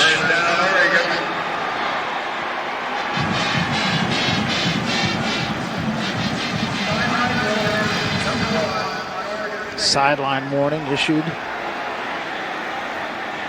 to the Oregon bench. Just keep back of the white painted area. You know, for some reason, it's just natural for football players and coaches and everybody just to inch closer and closer to the field. Yeah, makes sense. First down at the 39-yard line. Leaf all the way at quarterback. We've not seen Dennis Dixon at all. Steps up, throws into traffic, catch made by Jason Williams across the 45-yard line. Now, Oregon's doing some things on offense and getting the ball upfield a little bit, but not enough. I mean, they haven't eaten up the chunks of yardage that they're going to have to do to get the ball in the end zone on this drive. And we've yet to see Dennis Dixon. Bellotti told us he was going to play in this football game, but he was going to use both quarterbacks here in the fourth quarter. We haven't seen him yet. No, not yet. There's a handoff to Stewart. Stewart at the short side this time. Gets a little gap, gets it down about the 45-yard line, has the first down and more. Daniel Drayton on the tackle. He gets there in a hurry.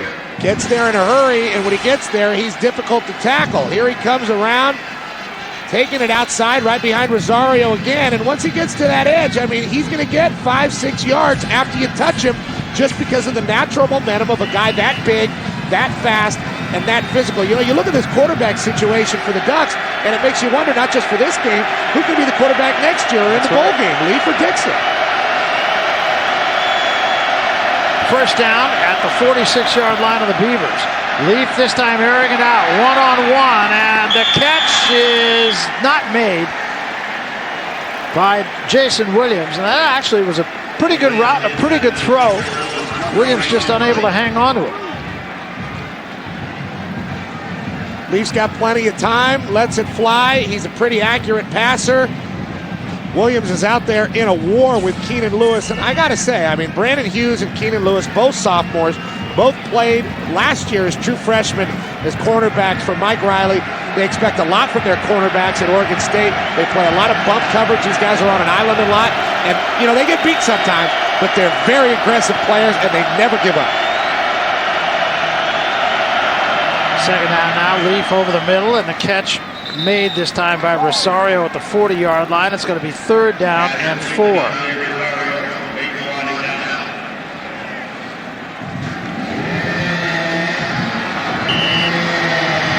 First Down Line is brought to you by Overstock.com, your online source for savings on everything from video games to big screen TVs. Overstock.com.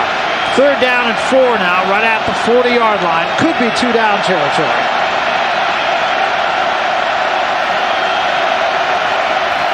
Leaf going to throw. Airs it out deep. Got a man.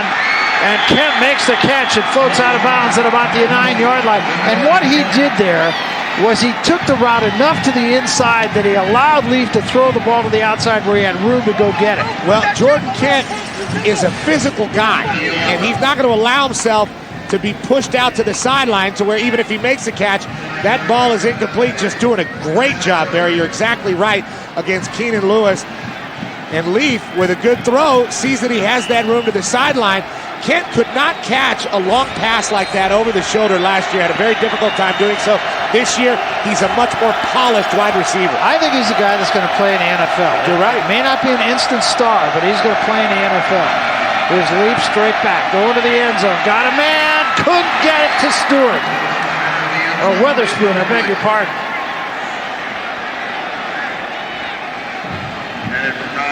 Well, he had it. Weatherspoon coming all the way across the end zone.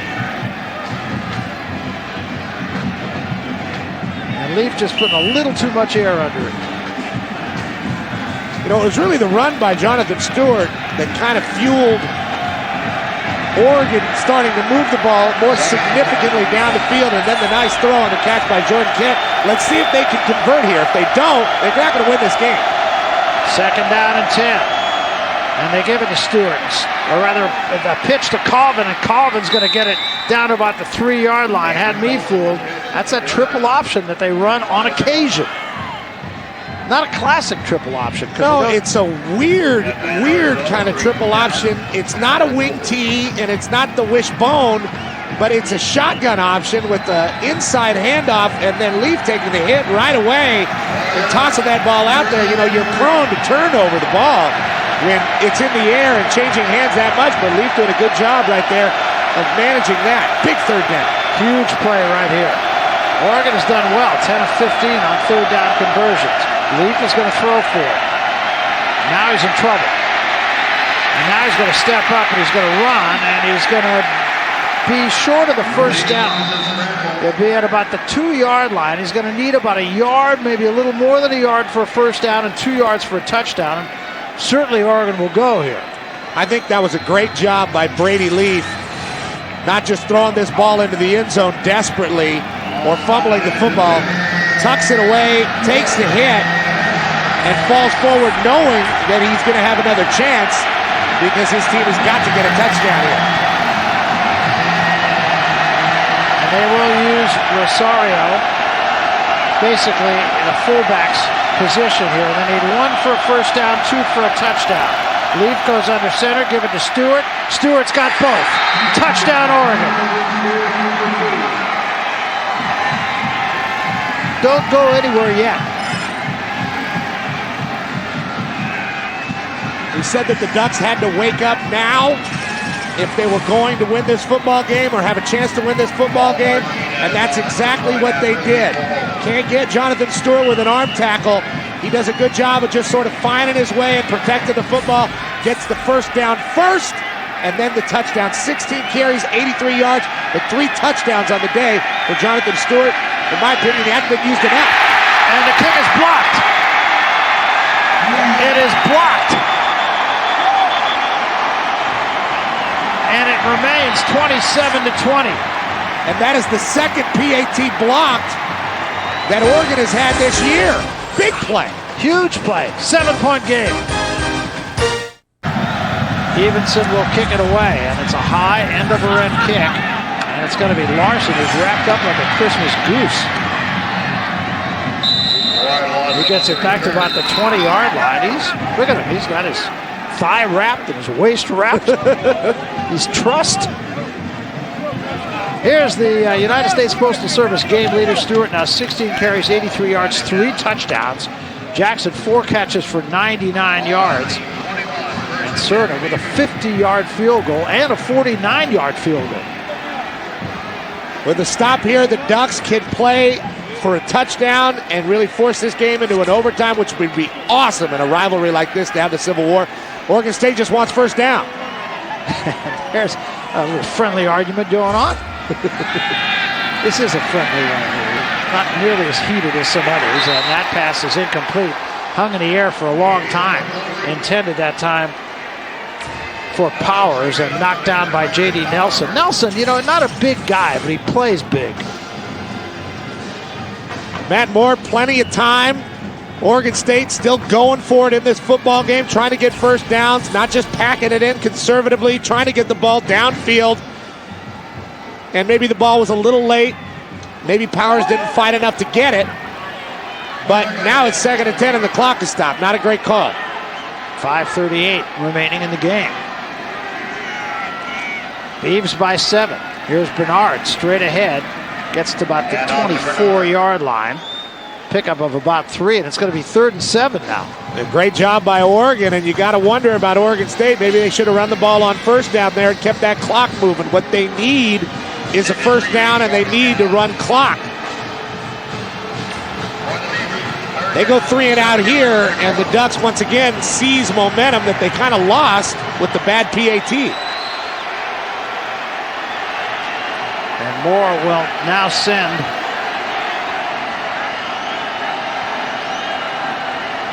Bernard to the near side. Straight back goes Moore on a clear out, this time incomplete, intended for Powers.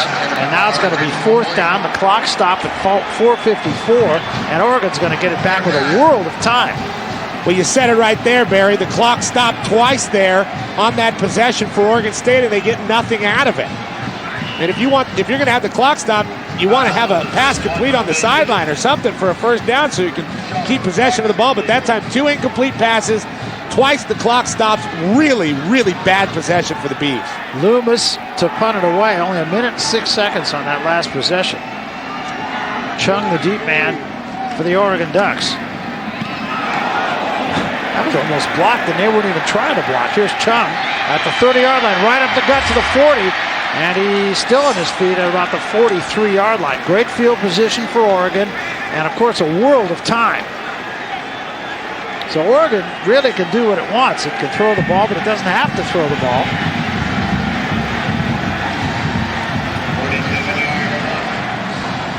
Dixon still got his headset on. We have not seen him play in this football game. And now Mike Riley is asking his defense to go out there and basically win the football game for him. Their 3 linebackers, LaRock, Darlin, and Doggett. They lead this team in tackles. They've gotten better week in and week out. One of these guys is going to have to come up big. So here we go at the 43-yard line.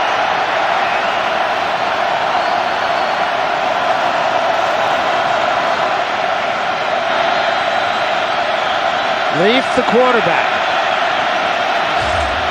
Straight back to pass. With time, throws over the middle, caught by Colvin and fumbled. Picked up this time by Piscatelli.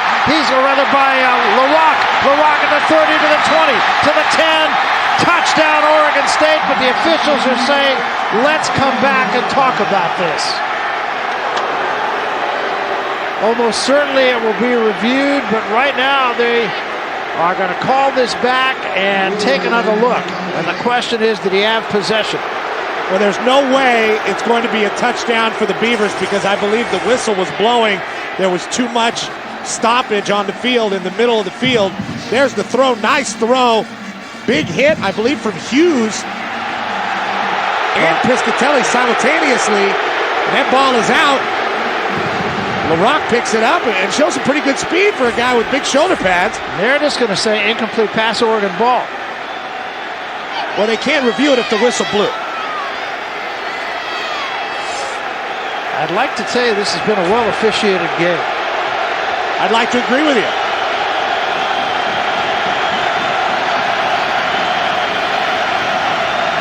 Crowd doesn't like it at all, and I think the crowd's got a legitimate argument. Rosario might have moved here.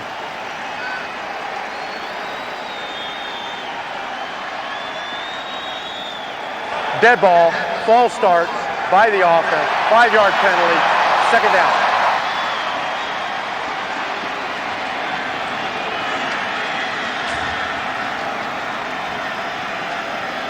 Brady Leaf starting his first game as an Oregon quarterback. He's played a lot, but this is one of the biggest drives of his career, and he's got to keep this offense composed. This is a loud place, especially since the other side of the stadium was built up last year. Backed up to the 38-yard line now. Trips left. 4-man rush. Leaf with time, steps up, throws, and threw a very dangerous pass that time. Brian Payton was right there, and he had more chance than the intended receiver, Rosario.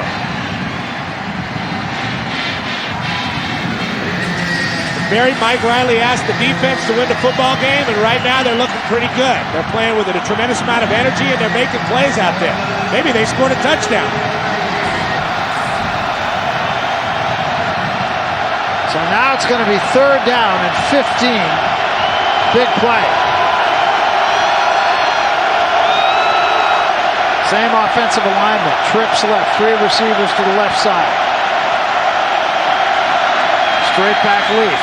Throws. Caught by Williams. First down at the 43-yard line of the Oregon State Beavers.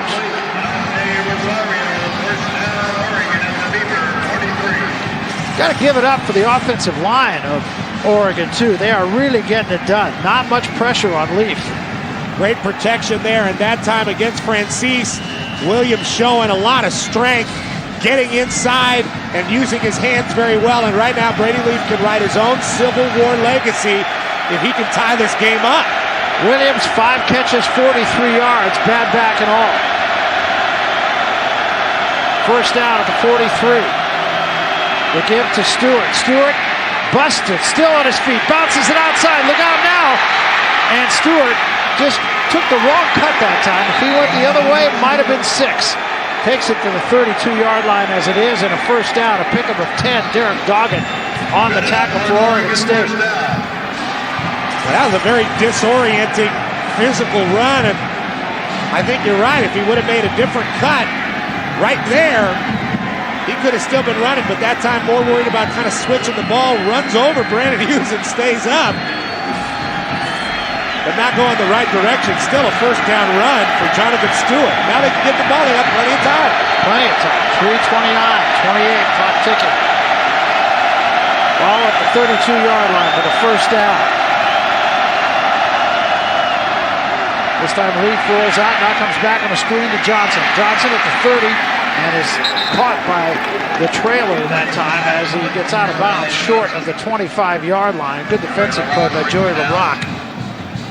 Making the play from behind, or that play might have really gone. Tell you what, Brady Leaf looks very calm right now. Very calm, running the offense. Didn't panic on 3rd down. The big throw to Williams, right on the money. That time doing a good job under pressure from Seeger. Good first down yardage again. It's 2nd down now, and about 4.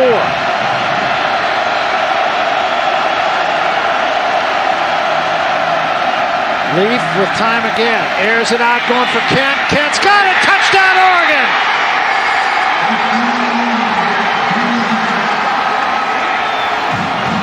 There was a lot of pushing going on. It was going both ways, though. And, you know, in a physical battle, Jordan Kent is probably going to win.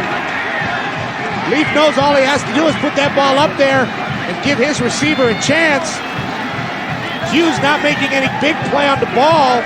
Kent able to get that last split-second separation to catch that ball. Brandon Hughes only 5'11". Jordan Kent, 6'5".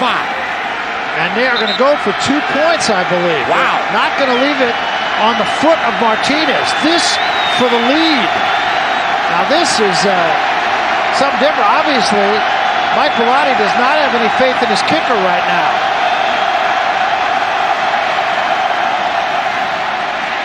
And it is Leaf who takes it in. Wow. Now that really shows something for for a coach, I'll tell you that. I mean, obviously he had no faith in his kicker. And they run it in on the option as Leaf just takes it right in. And just like that, Oregon leads it 28-27. We're coming back. Pretty well. What a call. Pretty gutsy call, I'll tell you that. It's one you can really be second-guessed on. On the road? Not going to be any return of this. Now, the clock is not a factor. Oregon State with plenty of time, and remember, they have a very strong-legged and accurate kicker. Here's the two-point conversion, and that's our Kyocera call of the game, and I'd say a pretty darn good call made by Mike Bellotti. Well, a great fake on the inside option, and then it's between Brady Leaf and the trail man. Doggett's the guy that has to make the decision, and Leaf makes him commit to the trailer and makes a great cut upfield, and he can pick him up and put him down. No question about it. So now it falls onto the Beavers. Matt Moore straight back to pass. He steps up, he's got a man, he hits him, it's Strotter. And Strotter will have a first down across the 35 to the 36-yard line. Now look out, because Matt Moore is not afraid either, and he's playing at home. And like you mentioned, Alexis Serna is waiting on the sideline, and he is the best kicker maybe in the country. Last year he was. So this is going to be a great finish we're set up for. Plenty of time, 2:46. Oregon State has all its timeouts. Oregon, remember, used one early in the second half, so they have two. The numbers on Brady Leaf, 23 of 39, as you saw, for 258 yards.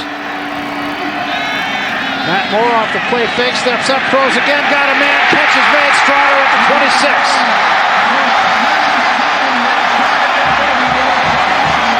Matthew Harper makes the stop. Two big plays back-to-back by a big play guy, Sammy Strotter.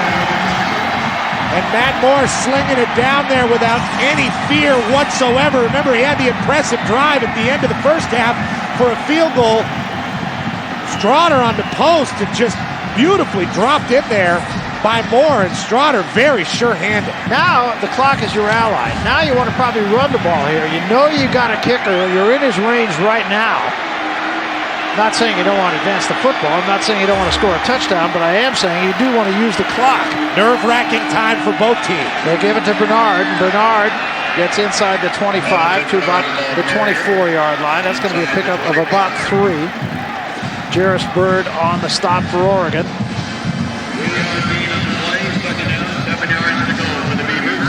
The clock ticks down to 2 minutes. And with the way Brady Leaf looked on that last drive, Oregon State doesn't want to leave the Ducks too much time. No, it only took them 1:35 seconds. Most important thing right now is ball security. You have the kicker, you have confidence in him, you want ball security, you got to hang on to that football if you're the Beavs. Give it to Bernard again, and Bernard hit right as he got to the line of scrimmage. And now, again, you start thinking, okay, if you stop him again here, as good a kicker as Alexis Serna is, you're looking at a 41-yard field goal from here, so it's not a gimme. It's not a gimme field goal, but you have the confidence in your kicker. He's done it for you all year. He's the Groza Award winner. If you're going to put the game in the hands of a kicker, I wouldn't mind doing it with Alexis Serna. No, I feel the same way. As you saw, 97 consecutive points made, but that's not the issue here. And a timeout has been called by Oregon, so Oregon will have only one timeout remaining. 1:26 showing on the clock now. It's a 3rd down and 7. Tough call. As you said, he's got a lot of faith in Alexis Serna, but again, this is not a chip shot. You're looking at a 41-yarder in the rain. There is no wind, however. That's one thing that is a factor. They could go left here and just try to put the ball in the middle of the field with Bernard. He needs 7 for a first down. They give it to Bernard. Bernard hit right as he crosses the line. He got to the 22. So now it's going to be a 39-yard field goal for Alexis Serna. Oregon has one timeout to use, and they are going to use it right here. So with 1 minute and 18 seconds, Serna will come on to try to put the Beavers ahead.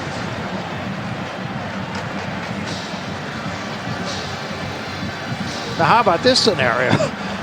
Should Serna make the field goal and Oregon bring it back and get to, say, the 17 or 18 or 19-yard line, Martinez might wind up winning the game for you. or lose it. Or lose it. That's with right. the way he's been kicking today. And don't forget who's returning kickoffs for Oregon. I don't want to look too far ahead. This is a huge field goal from Cerna, but Jonathan Stewart's back there, and he's already had a big kickoff return in this football game. But you got to look at Cerna and just think this guy's ice cold. Well, he is, absolutely. But, of course, it's not just about Cerna. You know, the kicking game. Snap, the hold, it's wet. Exactly. He'll hit it right at the 30-yard line. It's a 40-yarder. He's already made a 49-yarder and a 50-yarder. This to give his team the lead with 1 minute and 18 seconds remaining to be played in the 110th renewal of the Civil War. And just kind of a typical Civil War. Here we go. Snap, place, kicked, plenty on it, looks plenty good. It is.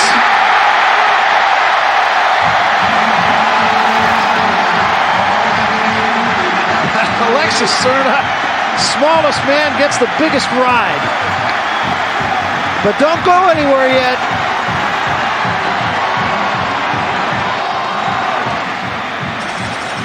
Now, Barry, before this place filled up, we were down on the field, and I saw Cerna jog out.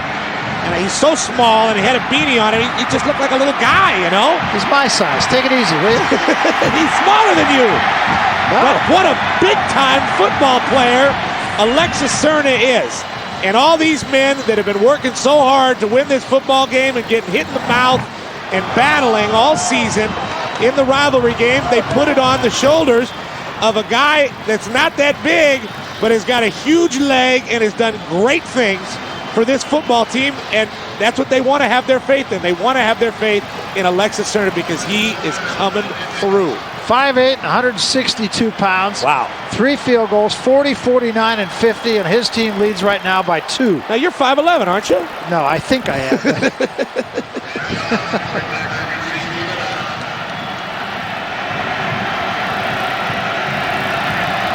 So Cerna now will kick it away. Kicking to Stewart and Crenshaw.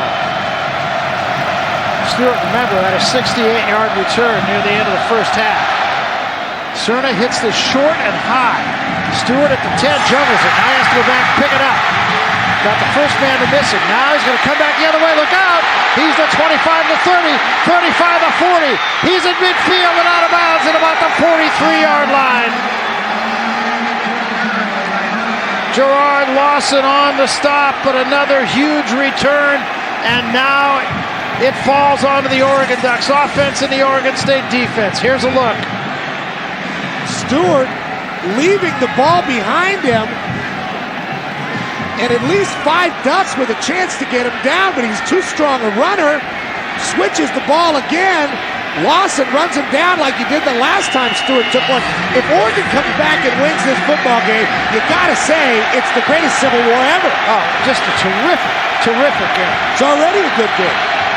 So Oregon starts the 43, 45 seconds left. Remember, the clock started ticking on the change of possession. Oregon has no timeouts remaining. Leaf throws, catch made. And they're going to have to hurry to get the line of scrimmage. It's at the 32 now, 32 seconds left. Jason Williams made that catch. They will hustle to the line of scrimmage. Don't you know it's going to come down to Martinez. What a wild game. Oh, I'm telling you. And Leaf has shown a great amount of poise, especially here in the fourth quarter, the last 2 possessions for the Ducks. Now the clock will start again.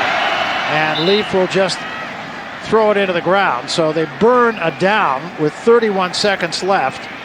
It does at least allow them to huddle up, call a play, get themselves organized.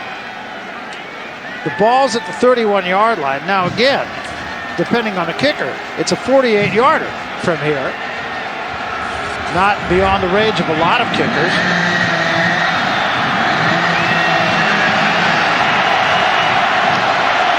And Evenson may be the guy that would be called upon. He is normally the guy that does the kickoffs. That's just thinking ahead. Meantime, Leaf throws underneath. The catch is made by Johnson. He's headed to get out of bounds, and he does at the 27-yard line. So it may not even be Martinez, should it come to that. 24 seconds remaining. And now it's a third down play, so they got to get a first down here before they can think about anything else. And it will be Evenson who will try it rather than Martinez.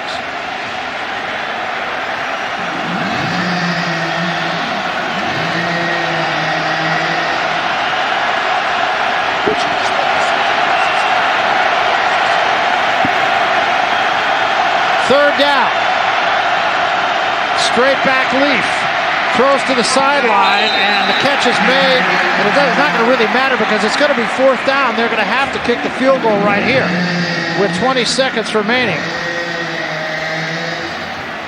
And they will bring on Matt Evenson.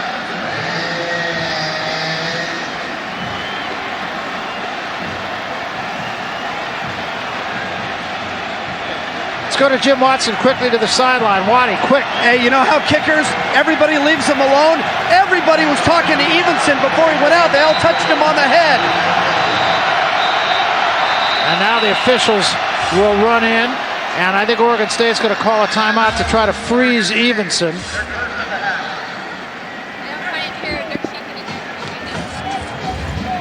Barak consistent throughout the game. It'll be 44 yards. And this will be Evenson's third field goal attempt of the year. He has made 1 out of 2. He has missed his only try outside of 40 yards. This ostensibly for the win. And he missed it. Hooked it to the left side. Never a chance. And Oregon State is going to win this football game. As the kicking game of Oregon just disintegrated in front of the eyes of Mike Bellotti.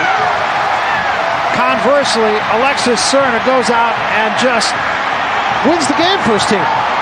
Whenever the Ducks have been great under Mike Bellotti, they've always had great special teams and a team that does not make mistakes in the special teams. They've always been able to convert kicks. That one didn't even really get up in the air. No, it had no chance right from the get-go. No drama, and Oregon State is going to win their 8th game of the year. It's not going to get easier for them. They got to go over to Hawaii and play a very tough Hawaii football team. They're 9-2 next week, but they can savor this one because they won the biggest game of their year, and I allow for the fact that they beat USC here. But when you win the Civil War, you've done something special. It's the second time we've been here this year, Barry, with Waddy down on the sideline. It's the second time Waddy's got to deal with a huge melee and the students rushing the field. A lot of celebration at Reser Stadium this year, and Corvallis is going to be alive tonight. And you know who the toast of the town is? No question about it. Little Alexis Cerna. Littlest man on the field, Alexis Cerna, as he makes 3 field goals, the shortest of which is a 40-yarder, the last of which gave his team the victory. Matt Moore played a great game. He was very consistent. He went downfield. He did not make mistakes. Mike Riley had a good plan going into the game, and Oregon showed great resilience coming back in the second half behind the arm of Brady Leaf. Well, Oregon wins it. They gave the block of that kick to Seegert. I'm not really sure the kick was even blocked, but Seegert will get credit for a couple of blocks anyway. It's academic.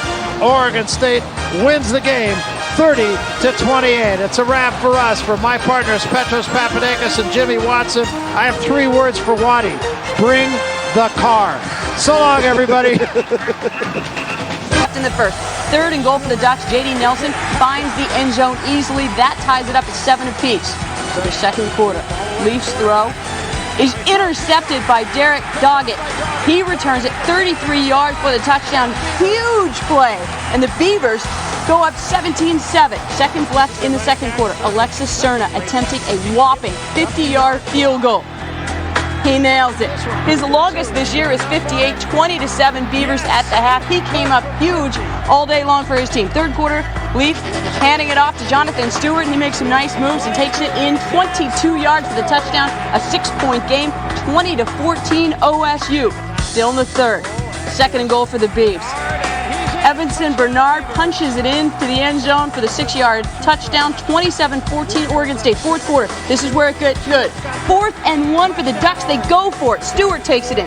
Ducks within a touchdown, but the extra point is blocked. That proves to be very important. 3 minutes to go. Ducks with the ball. Leaf launches it to the end zone. Jordan Kent makes the catch for the touchdown. Stay on the football field. Get away from the basketball court. 27-20, and Bellotti decides to go for 2. Leaf takes it in for the conversion. Ducks go up 28-27. Beavers turn. Moore deep to Sammy Strotter for the 37-yard reception.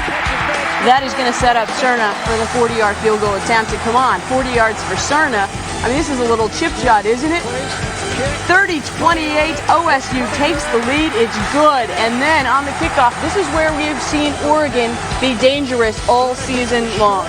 Yeah, Jonathan Stewart made play after play. It looked like the worst was going to happen, and the guy makes something happen out of nothing. And Jonathan Stewart's so shifty, he can go laterally just as fast as he goes north and south, and he puts Oregon in a position to try and win the ball game. Yeah, Ducks attempting the 40-yard field goal. Martinez is out. Instead, they go with Matt Evenson. He is the backup kicker, and this one is blocked. The Beavers win it.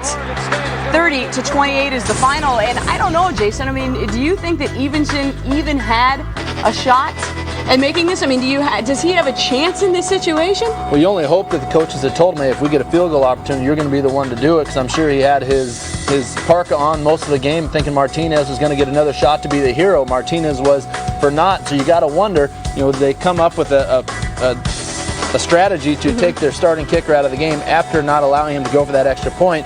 Evenson comes in, got to be pretty cold, and that ball didn't even have a chance, got blocked, and the Beaver special team comes up big once again in this game. All right, now I joked earlier that Kara Capuano and Cerna were perhaps the same size. It's time to find out. Kara's captured Cerna. Alexis, lining up the game-winning kick. What's that like?